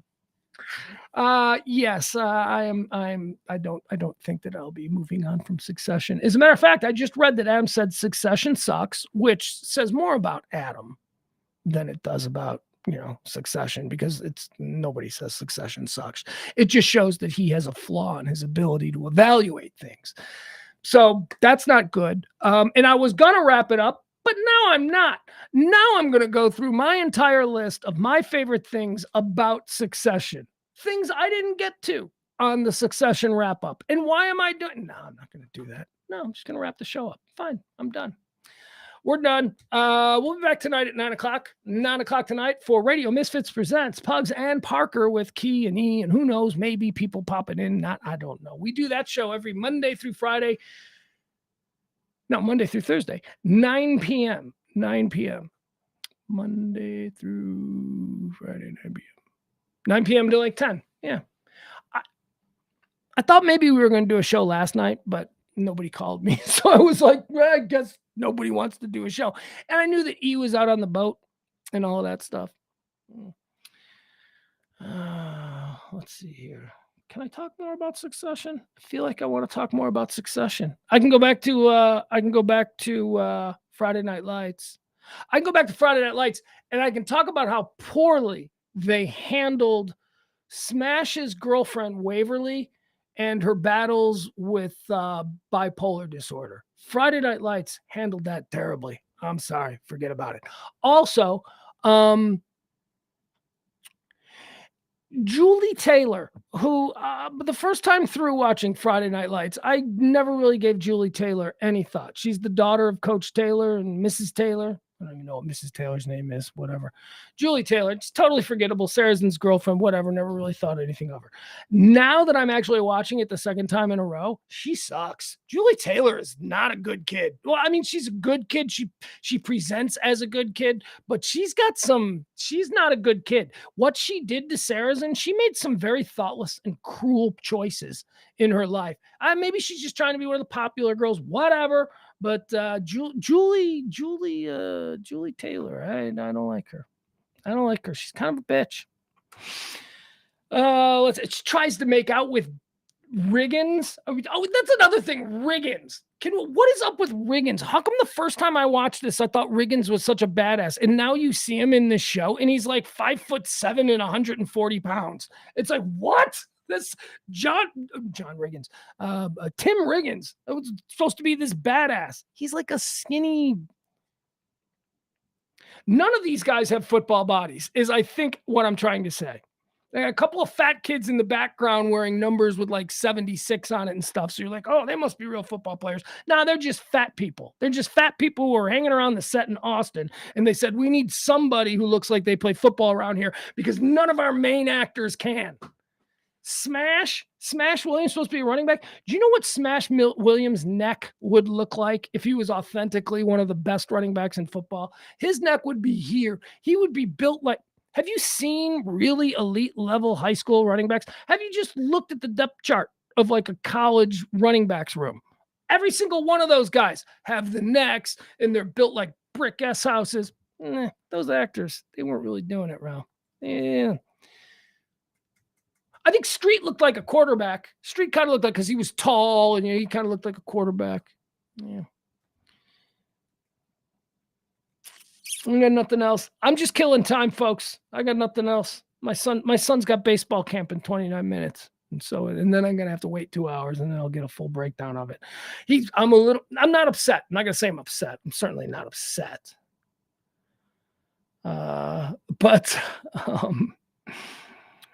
So I sent him a note about his baseball camp today. I said, I could come watch, but maybe you want some privacy for day one. I don't know, but I understand either way. I sent that 3 hours ago. He has not responded to that text. He did not want me coming by to watch. That's okay. I offered, I put it out there. I'm like, look, I get it. You're day one. You don't need dad. And I'm not an embarrassing dad. Like he wouldn't even know that I'm there. Like I would just be like sneaking around. But I get it, right? Just show up, do your thing. You're already nervous. Actually, I don't even know that he's nervous. That's me projecting what I think I would be. He's probably not nervous at all. He's one of the most confident kids I've ever seen. And that worries me because I'm like, why are you so confident about this? Don't worry, Dad, I can do open heart surgery. You know what I mean? It's like, no, you seem to think you can, but Dad, let me drive. I know how to drive. No. Why are you so confident and so willing to just get behind the wheel and start driving? You're 14 years old. You don't know how to drive. I can do it. It's easy. He's got unbridled confidence, which is good. It's good. You want that. That's better than, somebody who doesn't believe in themselves at all. I'm just saying both could be dangerous. Both could be a problem.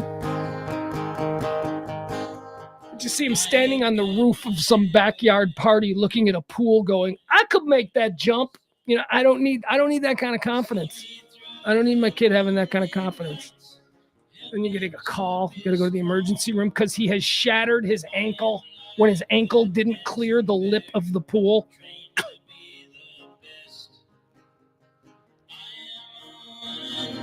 Confidence is good.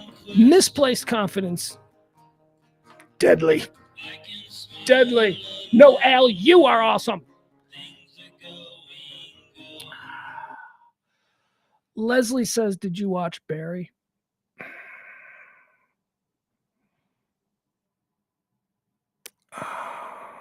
I should have talked about Barry. I'm still a little bit shook from Barry. So that's it. I guess I was all caught up in the Succession series finale that I didn't realize it was the Barry series finale. because they're gonna have to change the name, right? I mean, I didn't realize that was the end of Barry, and I assume that's the end of Barry.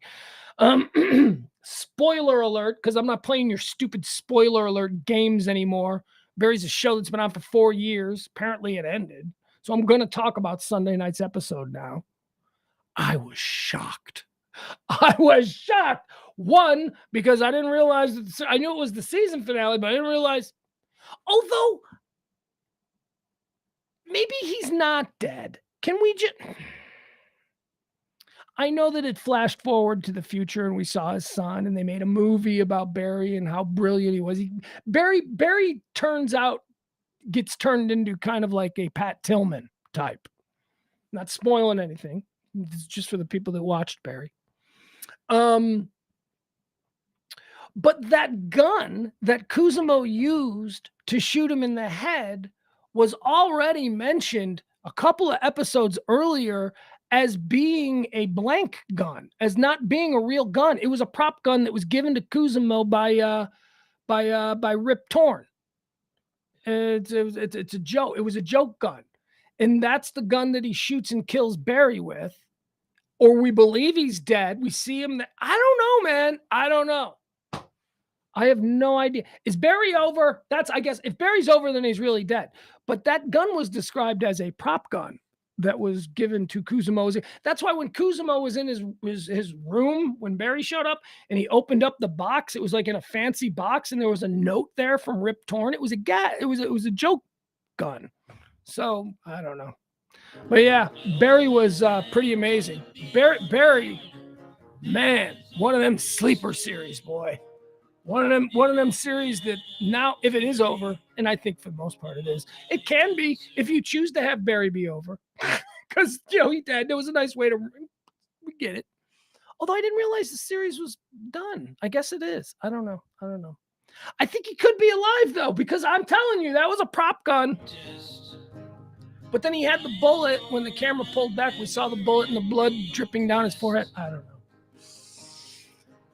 Barry is a great show, man. That is a great show. Bill Hader. Bill Hader is something special. Bill Hader is like next level talent. And if Barry is over, fine. Let's move on to whatever's next from Bill Hader, because everything Bill Hader does is fantastic. I'm going to miss NoHo Hank, though, one of my favorite characters from old Barry. NoHo Hank. He was the head of the Chechnyan Mafia. Funny character. All right, guys, we're out here. We'll see you tonight at 9 o'clock. Tip the show if you can. That's always appreciated, especially at this point of the month. We'll see you tonight at 9 o'clock for Pugs and Parker with Key and E. All of this on the Radio Misfits podcast platform, radiomisfits.com. We love you. We'll see you tonight at 9 o'clock. Bye, everybody.